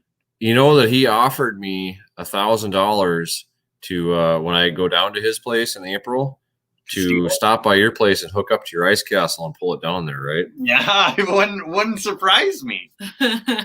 So he actually told us if we're ever in the area to swing by, I'm wondering if it's maybe just unhook my ice castle from my truck and right.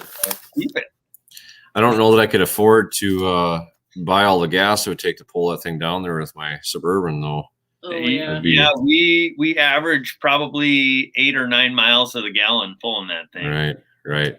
Yep. 10 if it's not windy. Yeah. Yep.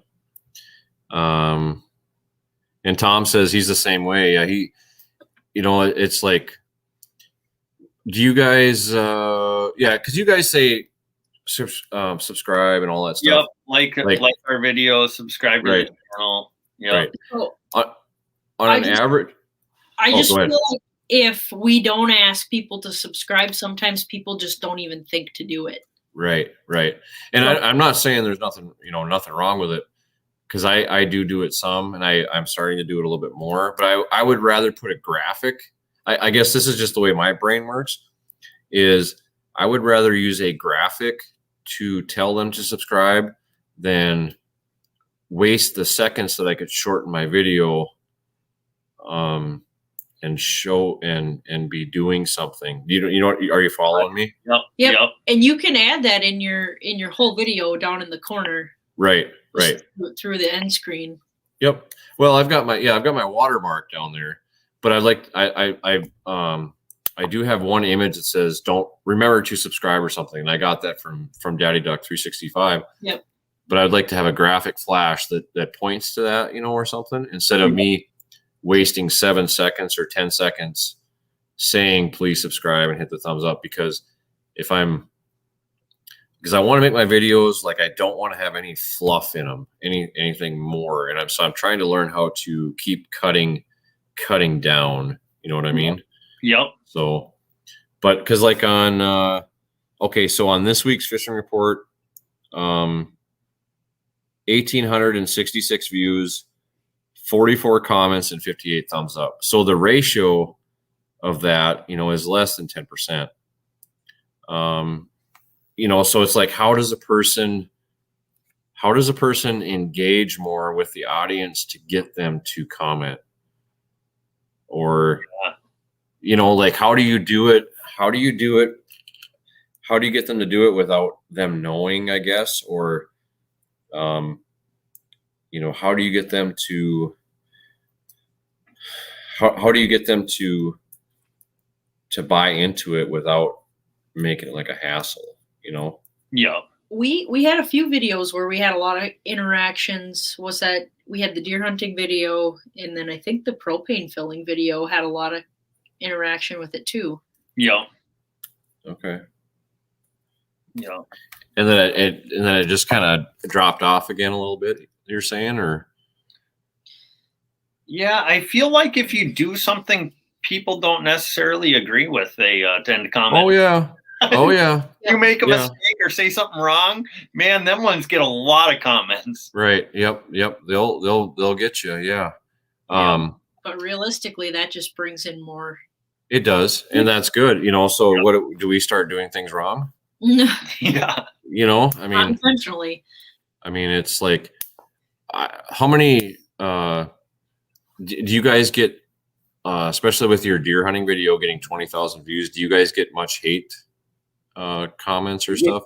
Any? We had a few that, I mean, I wouldn't say it was hate. They just criticized how you shot. How I shot, how our filming was. I should be shooting at bigger deer. But I wouldn't say any like hate for the process of hunting. No. Now, isn't it funny how people that just see a short video tell you how to do everything? Yeah. But if you go look at those, like if you look at those people that comment, they don't have channels. Yeah. Most of them. Yeah. It's kind of funny how it's like, it's the same thing. Everyone knows how to do my job, but me. It's kind of that same thing. It's like, whatever. I mean, I think so on the bear hunting video, of course, that's probably a little bit more of a touchy subject than deer hunting is. Yeah. I got some pretty crazy stuff over that, but I had one guy that was like, he's like, I don't agree with hunting over bait, and I don't agree with all of the things that you did. but I can appreciate the fact, I can't remember exactly what he said, but he's like, I can appreciate the fact of, you know, why you're doing what you do, and really great video, but I just don't agree with how you did it or something like that. And I was like, in my opinion, I think that's really cool. And I wrote back to him like, you know, I really appreciate that we can agree to disagree and not call each other names and all that stuff, you know, like, you know, I really appreciate you commenting, and I appreciate your opinion on it, and I respect your opinion, you know? Yeah. Because it wasn't someone saying, oh, you jerk, you know, and blah, blah, blah, blah, blah. And, you know, so. Yeah. Do you know, Tom says his deer hunting video ended up with 71 thumbs up and 20 thumbs down. Do you guys ever have a video that you get a ton of thumbs down on? Like you get trolled? Yeah, that one, the deer hunting one got quite a few thumbs down. Right. Because people are probably, you know, some PETA people and stuff like that. My bear hunting video has got some thumbs down too.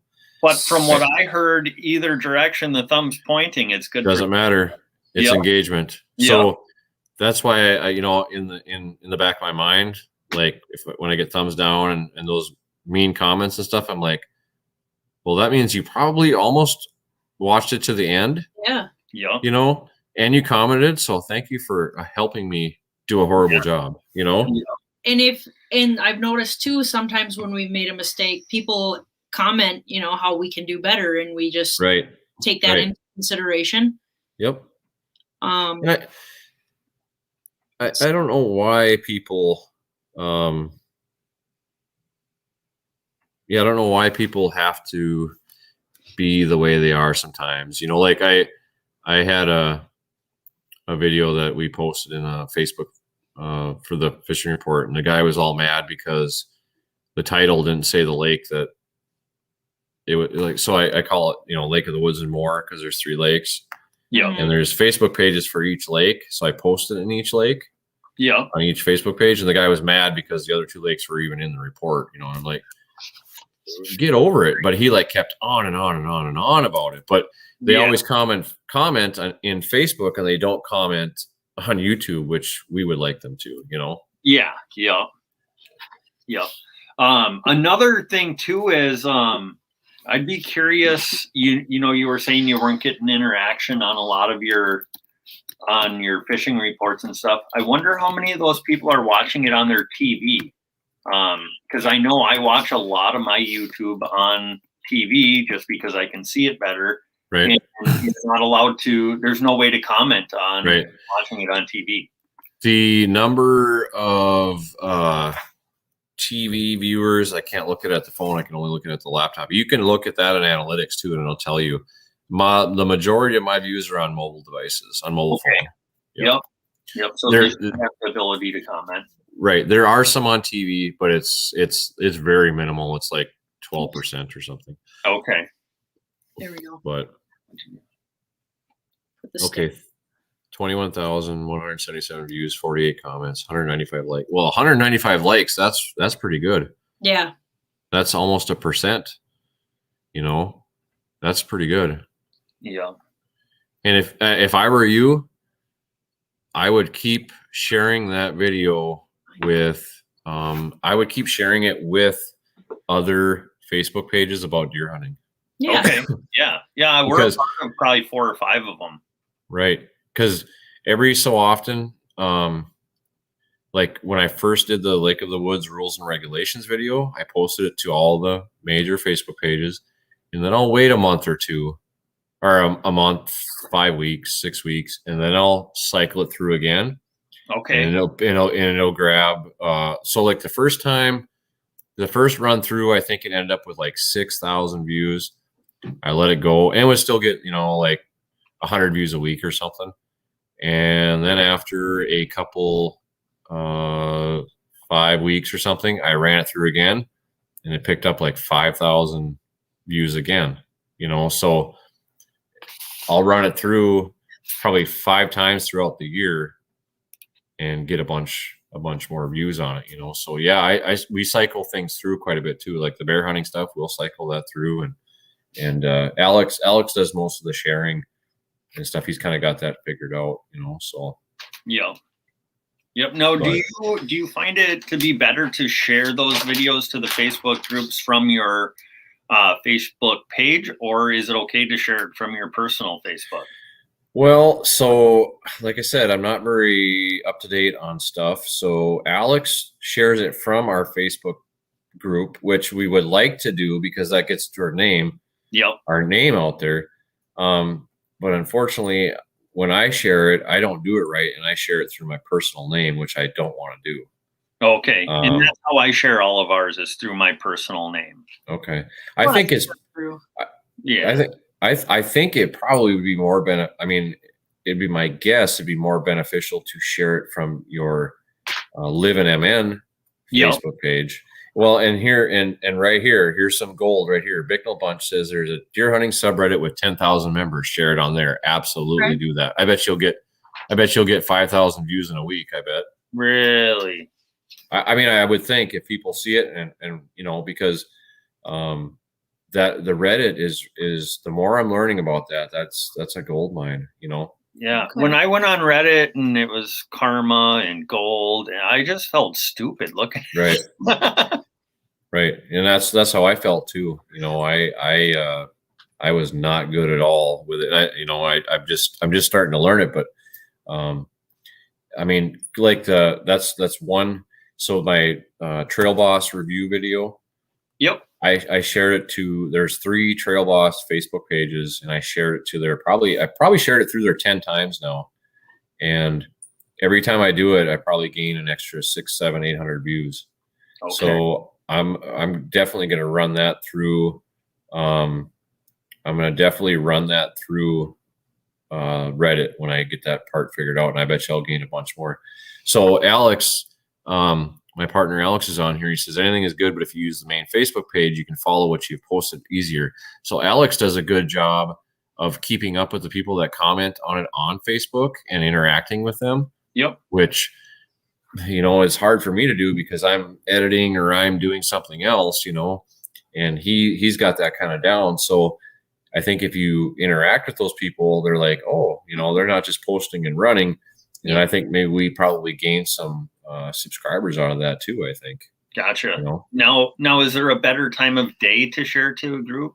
Well, in my opinion, and I've tried this a few different ways, I like to post our videos at like the fishing report. I like to post on YouTube at 10:30 or 11 o'clock in the morning. Yep. Because the goal behind choosing Thursday for the fishing report, and sometimes I almost kind of wish that I could have done it Wednesday, is because it's for the people that are maybe going to plan to go fishing that weekend. Yep. That information is fresh. And what do people do? Most people have a lunch break at 11:30 or 12, right? Yep. And what are they going to do? Yep. Research further fishing. Or they're just going to look at their phone. Yeah. So a lot of things that I've learned, and like anything that I say is not, like I said, I'm no YouTube scientist or nothing, but it's just the things that I've observed, is that the algorithm works the hardest on your video 1 hour after it's posted. Like that first hour is super, super crucial, right? Yeah. And so if I post it at 10:30, there's a lot of people that watch it right away now. It's kind of surprising. But now that video is pretty strong in that first hour and the lunch hour. So if people are YouTube searching Lake of the Woods or something, a good possibility that my video is going to pop up and they're going to watch it and I'm going to gain somebody else. Yeah. So now as far as Facebook posted, Alex can maybe comment if he notices, but I think it's better to post it like in the morning or early afternoon. Same thing, because people are getting those notifications and they're getting a chance to look at them. Mm-hmm. And I think it grows, but I don't know. That's just my experience, is like, I don't like to post things at night because nobody's up at night. or not nobody, but most people aren't, you know? Yeah. So Alex says between 10 and 5 is probably the best time that he's seen to post on Facebook. So, okay. Yeah. Because I used to post at like 6 in the morning, 5 in the morning. I'd schedule stuff for, and it just doesn't. It just I think I have better results. And Alex says too. And there's too many posts early mornings. So there's more competition, you know. But there's a guy that does have a question for you guys there too. Backbone Outdoors. What are you streaming on? We're using StreamYard. Yep, StreamYard. So, and I think, you know, that's a lot of things that I'll do too, is I'll experiment. Like me and Alex did an experiment in the past couple of weeks where I was like, hey, let's see what our fishing report does if we don't share it on Facebook for like 30 hours and see what it does organically, you know, as far as YouTube search and suggested. And it did okay, but I noticed as soon as we posted it to our Facebook stuff, bam, it just ripped, you know. Yeah. So that's where most of our viewers come from, is they come over from Facebook. So external. Okay. So I was going to look and see if I could look here on, to me, this whole analytics thing is so interesting. And I think when you can figure that out, I think it really helps you. Let's see.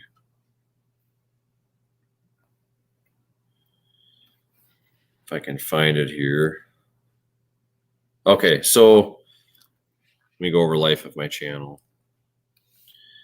So the lifetime of my channel, my views are 25.3% external, 24.5% YouTube search,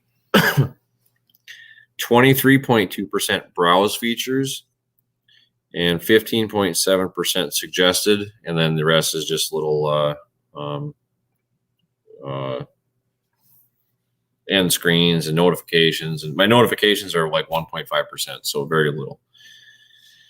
But there was a time a few months ago when actually my YouTube search was the high, like almost 40 or 38% or something like that of my views are coming from YouTube search. And I was really excited because that means YouTube is really promoting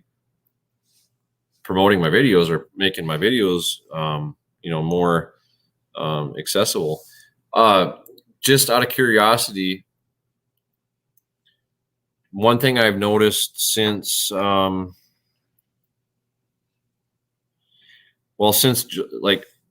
when you look at your analytics page on your phone, like, do you have the YouTube Studio app? Yeah. Okay. Yep. Go to impressions. And that's under discovery.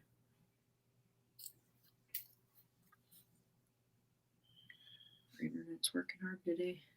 It's not letting me. Oops, something went wrong. That's what it's telling me. Did you shut your Wi-Fi off? No, I could do that though. So when you look back on your page, on your channel, on your impressions, you're going to see your channel, you know, you're going to see your channel grow. You're going to see, you know, it starts out very small, and it's just like views, you know, it grows and it gets higher. So I started my channel I started my channel in January, but I first posted in mid-February, right? Yep. And you can see as time goes on, the second video or the third video that I did was the Lake of the Woods rules and regulations video, and that one got 4,000 views, and I was like over the moon because that was my third video, you know. Yep. But it was the content, or it was the what the video was about that people were watching. Backbone Outdoors asks can you share your screen and show him how to use StreamYard? It's actually pretty easy. If you just go to StreamYard, Google it, and it'll ask you, you'll have to make an account, and it'll ask you if you want to use YouTube or Facebook or something like that, right? I think you can actually stream to both at the same time. I think that you can. Yeah. Yep. Okay. But with growing a YouTube channel, you would prefer people to just watch on your YouTube rather than on. Right. So I'm not that versed in streaming, so I'm not that great at that. But so if you look at your impressions, and as you go, you'll see how it grows. And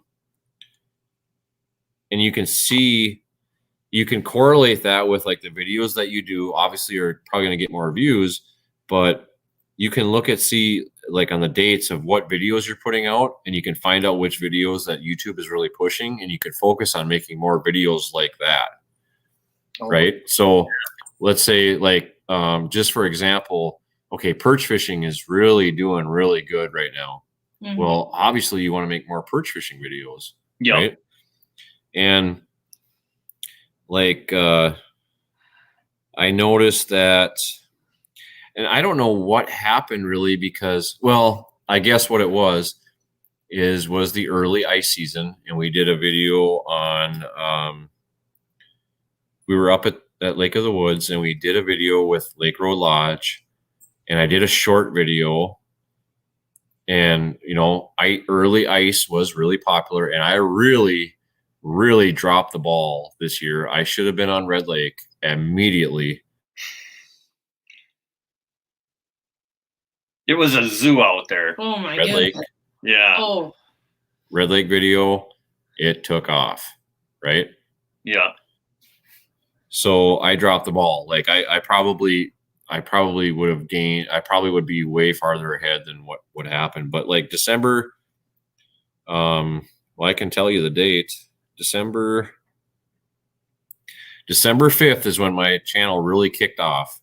And I can't remember. We were on or Red Lake.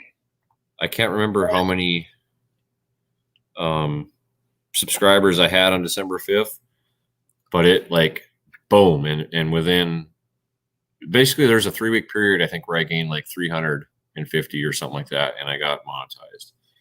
But it was just from that series of videos, people were really watching, and I started the fishing report, and people, you know, really dug that. And another video that really has done well for me on subscribers is the Beretta review. I think I gained like 160 or 170 subscribers off of that video alone.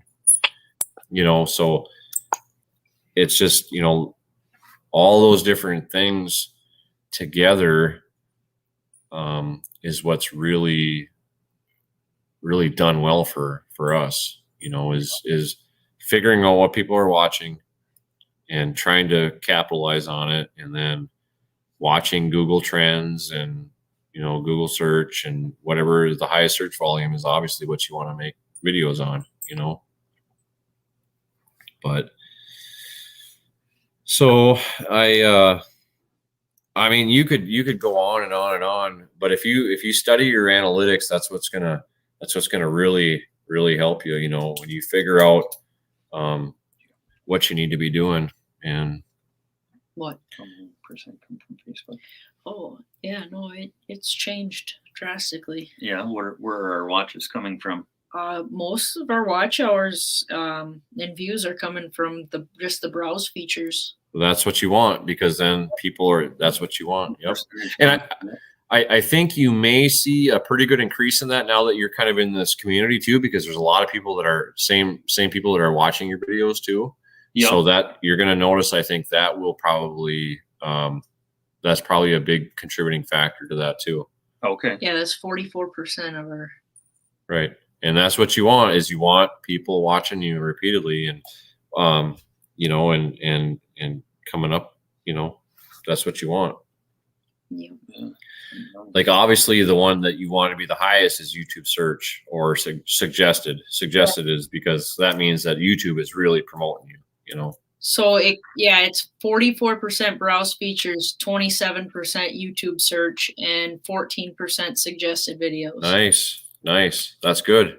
Keep them numbers up, and that's and you will blow that social blade statistics out of the water. Yeah. You know. So yeah, keep up that good work. Yeah. Can you help me on how to start a live stream?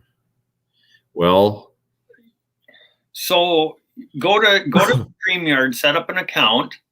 And if you need to, honestly, if you look up a YouTube video on how to do a StreamYard, they're going to be way more helpful than we probably can be. Right. That actually, that's how I learned to do it. That's how I had to do it. That's how we learned to do it too. And they're going to do a way better job of teaching you how to use StreamYard than we can. But it is very user friendly. And you'll catch on to it in no time.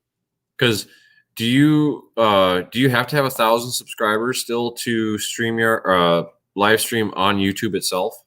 Yes. You do still have to? Okay. Yep. Okay. Yep. Yeah, because I don't know. Even after we hit that, a lot of people have said that StreamYard's still a better option than the actual YouTube Live. I guess I did well, not my last live stream, but the one before I used YouTube, and I actually liked it better. You liked YouTube better? I did, yeah. Okay. It was easier. Well, this is really easy, but the chat on here is really kind of difficult. Gotcha.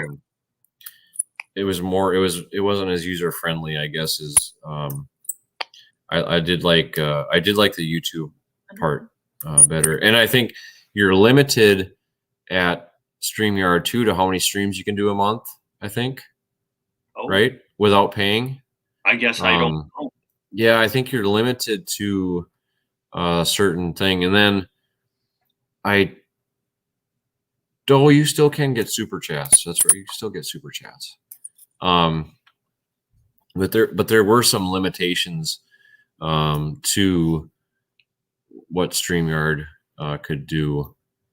Okay. And the YouTube one, like once I figured it out, I mean, not totally figured it out, because like you asked me tonight, didn't you, on like how to do a link? And I'm like, I don't know.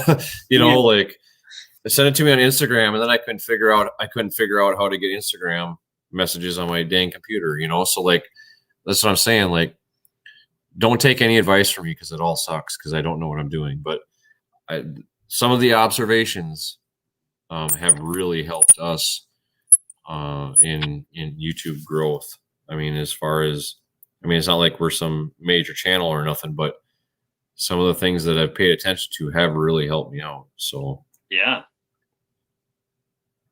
And I know we talked about one time you texted me and asked me about skinning a deer or something, right? Yep. I read the policy again a while ago, and it said if you're using like the skinning the deer part just to shock people, then it's bad. Okay. But if you're using it, and I don't know if I totally trust them on this, but if you're using it to educate or it's part of the context of the video, then it's not bad. So gotcha. I would look over that again, but like you almost have to be a lawyer to understand all of the YPP policies too. Yeah. Yeah. So I think that sometimes they make it kind of difficult, but And I was watching a live stream earlier, and they were butchering ducks on it, and he made a comment, I'm surprised we didn't get in trouble for showing this. And some people came on there and said YouTube won't flag for stuff like that unless you're being like ridiculous with the carcass or being cruel. Right. Yep. I've always been super, because me and Alex made a bear skinning video, and now I wish I would have released it, but I was scared to, because like we were starting to climb and I didn't want, YouTube to step in my throat, and shut off my air supply. But I think next year, I think we'll definitely do that. And I'll be better at filming and have better filming capabilities. And I think we'll make a better video on it. But, and I've always been really careful about having like my daughter in my videos, because I've heard horror stories about people getting demonetized or stuff for having kids in the videos, but a lot of that stuff is not the case. But yeah, I've always been very, very, very, very cautious. I've like been overly cautious because I put a lot of work and money into this, you know. So yeah, I've always like really been careful on what I do, and then, you know, because even like I think I've told you this before, but the if you're driving down the road in your vehicle and you have the radio on, and then there, you know, like a song comes on, like you don't want that to come across because you'll get a copyright strike, you know, for if a song were to come on. Yeah, maybe that's so. Yeah. So, hey, is anybody else hearing like a really high pitched screeching sound? Not me. Every once in a while, we're having like a terrible squeak, like squeal. Is it? Do you have your phone up? Playing? No. I mean I do, but it's not near the here. volume zone. Okay. Yeah, it's off. Yeah. Yeah, I don't know. That was weird. No, I haven't heard a squeak at all. So, but yeah, I mean, you know, a guy could go on and on and on and on about strategy, but I love talking about strategy. You know, what? Just for out of curiosity, is there anybody in the chat that employs some of these same strategies or has noticed some of the same things that I've talked about? Noticed it on your analytics and stuff too? Like, is any of the stuff I'm saying, like, is it just, have I just noticed it, or is anybody else? Yeah, or maybe everyone's been sleeping. But 9 people with us, so. But because, go ahead. Oh, go ahead. They maybe fell asleep and forgot to right, off, but they're still in. That's what counts. I'll maybe have to fire a gun off in the ceiling to wake everybody up or something. Yeah. Heath is here. Frontier Survival. Hey, Heath, how you doing, buddy? Hey, how's it going? Do you guys? One other thing I was going to ask you. Do you guys do a lot with you? I know you do quite a bit with Instagram, but have you guys looked at? Because I know that Instagram is a good advertising place, you know, not only to promote your brand or whatever, but as far as trying to get into a advertising opportunity on Instagram or Facebook. Have you guys looked into that at all? That's something that we'd like to kind of start looking at, trying to, because, you know, a lot of people do Facebook Lives and stuff like that. And there's a way that you can monetize on Facebook as well. Yeah. Yep. I had heard that. But I don't know what it is. I haven't gotten that far to try figure it out yet. I have no idea either. I know at one point a company reached out to us on Instagram and wanted us to promote their product for them. But I started like trying to negotiate with them, and then was it, just out of curiosity, was it High Sea Waders? No, it was Backed by Nature. Oh, okay. Huh. Okay. Yeah, they wanted to send us like a T-shirt and a bracelet and have us take pictures and send it back to them. And then they were going to create us a customer code. And I asked, okay, if one of our viewers uses our customer code, is there some type of a kickback for us? And they got really weird and then just quit talking to us. Right. And some of those could be scammers too. I've been real cautious about, you know, some of the stuff I get. But do you guys I think I'd mentioned to you about affiliate marketing too, hadn't I? Yes. We are a part of Amazon affiliate marketing. Okay. We were having troubles with Bass Pro Shop and Cabela's. I'll tell you what, I got into Bass Pro and I'm not going to do anything with them. Yeah. It's ridiculously hard. Yeah. Gotcha. No. At least right now anyway. Okay. It just, like a lot of the things that I would be advertising for them, I can't even use. Like they have certain things and they don't have certain things. So gotcha. I just, I don't know if, I would imagine Cabela's is the same, I guess, but. So when we signed up, weren't they together, Bass Pro Shops and Cabela's? Yeah, it was one. It was one thing. Right. Yeah. Each website though is like you can apply on Cabela's and you can apply on Bass Pro too. Oh, gotcha. Maybe it's the same. Maybe it's the same program, but yeah, when we applied, it was for both of them at once. Okay. Yeah. So, are you seeing any results on affiliate marketing?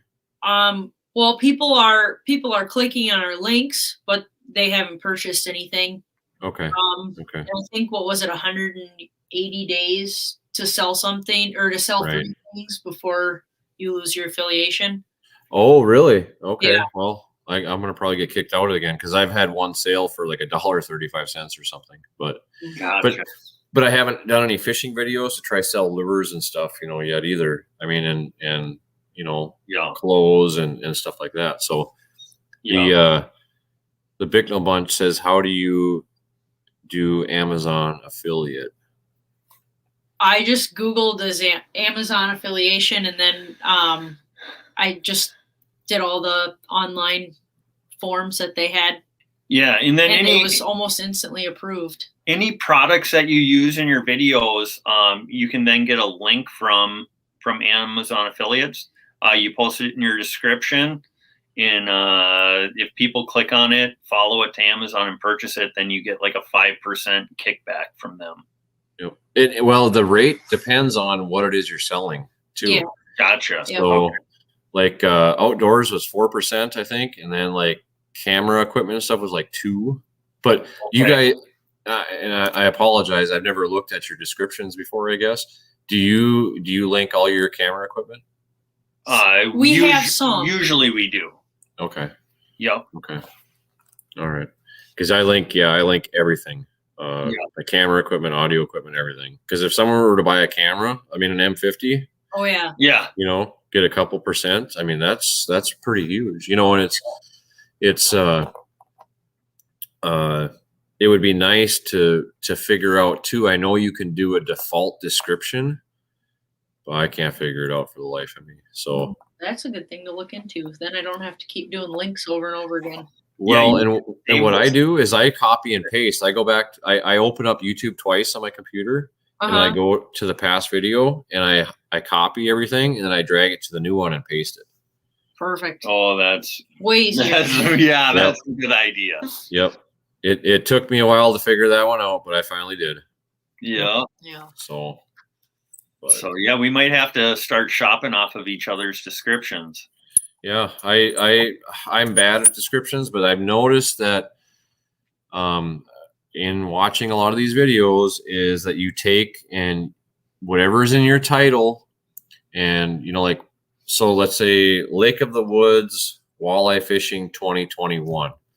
When you go to write out your description, you want to put this video, you want to put like this video is about walleye fishing on Lake of the Woods in 2021. Like you want to have those words somewhere closer to the beginning of your description to match your title. Mm-hmm. You'll get more, that's one thing I've heard too. But yeah, that's what we do. Yeah, we put our title as the first sentence basically of our video. Right. Yep. That's what I try to do too. Yep. Yeah. So yeah, there's so many tricks that guys going to learn over the years to, and you're going to be like, dang it, I wish I'd have known that 2 years ago, you know? Yeah, like we just learned how to put like the subscribe button and like the watermark. Yeah, that stuff at the end of our videos. Yep. Can you guys figure out hashtags? Because I put them in and they never show up in my videos. I can't figure out why. You can put up to 3 hashtags in anywhere in your description. It's supposed to show up in blue letters under your video, and I cannot get that to work. I guess we haven't tried. I've watched a video and I thought somebody said that hashtags weren't a thing on YouTube anymore. Yeah, but I think anything that YouTube allows you to do, I think a guy should do because I think they do it for a reason, Yeah. Yeah, I'll look into that some. I've watched many videos on it and I can't figure it out. Gotcha. So I don't know, whatever, but where are you guys sick of me yet? I mean, I could do this all night long, but I know at some point we have to go to bed. So I have to work early, and you're not going to be able to figure out how to end this on your own. Yeah, that's true. Then you will be going all night long. Then you'll be talking to somebody. Yeah, I might maybe be sleeping on here. Well, and I was watching a live stream actually last night too, and they're like, you'd be surprised the people that you get in live streams late night because people are looking for something to do. They're at work or something. And I'm like, yeah, I never thought of that, but most of the time, if I'm up at night, I'm working, so I can't, do it. But yeah, so, yeah. And if it weren't for you guys, like if I was doing this on my channel, there'd be 0 people here right now. So yeah, right. I live streams don't. I mean, they've been okay. I mean, I'm not complaining by any means, but I don't seem to get a whole lot of stuff in live streams. But I would like to actually do some of these strategic. Like, I would love to get a bunch of people together and talk strategy because I like to learn stuff. Like I'm in it to win. So. Yep. Like the more I can learn, absolutely the better, Yeah, maybe next time we can pull in like 2 or 3 other more people into the live stream and right. So I guess I'm going to be on a live stream tomorrow night with the Bickel Bunch and Daddy Duck. So those poor guys are going to get double dose. Well, whose channel is that going to be on? It's going to be on Matt's. Okay. Yep. So it'll be on Daddy Duck 365. Yep. Yep. We'll make sure to tune in. And like I don't know how long that one will go, but if for fun, if you wanted to jump on again and start talking about some other stuff, I'd be because it's 30 below and I ain't doing anything. So yeah. And Rachel's got to work this weekend, so okay, we're not going to be going fishing this weekend. So right, okay, yeah. So yeah, if that works out, I mean, you got my number. You call me anytime. So. Yeah. But we'll definitely touch. What time is the live chat tomorrow? Jay, what time was it again? My brain is mush after spilling all my guts tonight. 6:30, I think. Okay. Central. Or maybe it's 5:30 Central. Okay. Maybe. Oh, he just signed off too. Well, I think Matt did I'll find out what time it is and let you know. Okay. Yeah. So it would be really fun to get Tom Keltish up here with us sometime too. He is a super cool dude and super fun to talk to because he's always got something funny to say and he's a good, genuine guy. He's very, very fun to talk to. Yeah. I can't believe he's up this late. I've been messaging a little bit with Tom. So Tom is a very, I consider Tom a very close friend. Maybe we want to pull Tom on tomorrow night too. Yeah, that'd be great. Supporting us since pretty much the beginning. So yeah. Yep. Tom is good people. Yeah. Good people. So. Yeah, no, that sounds good. We'll definitely tune into the live chat tomorrow, and then if it works out, we can jump right into another one. Right, I'd be all for it. Yeah. I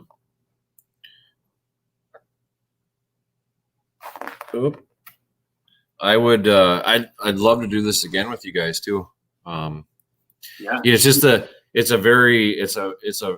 very difficult for me to get into live streams because the problem is my work schedule. Yeah. And it's like in my days off, I'm usually, like gone fishing or doing something. And Evan, thanks for stopping in and seeing us. Section 8 Outdoors says he messaged me, but my phone. Okay, I got your message just now. I did not have the number in my phone, so I apologize. I lost my train of thought again.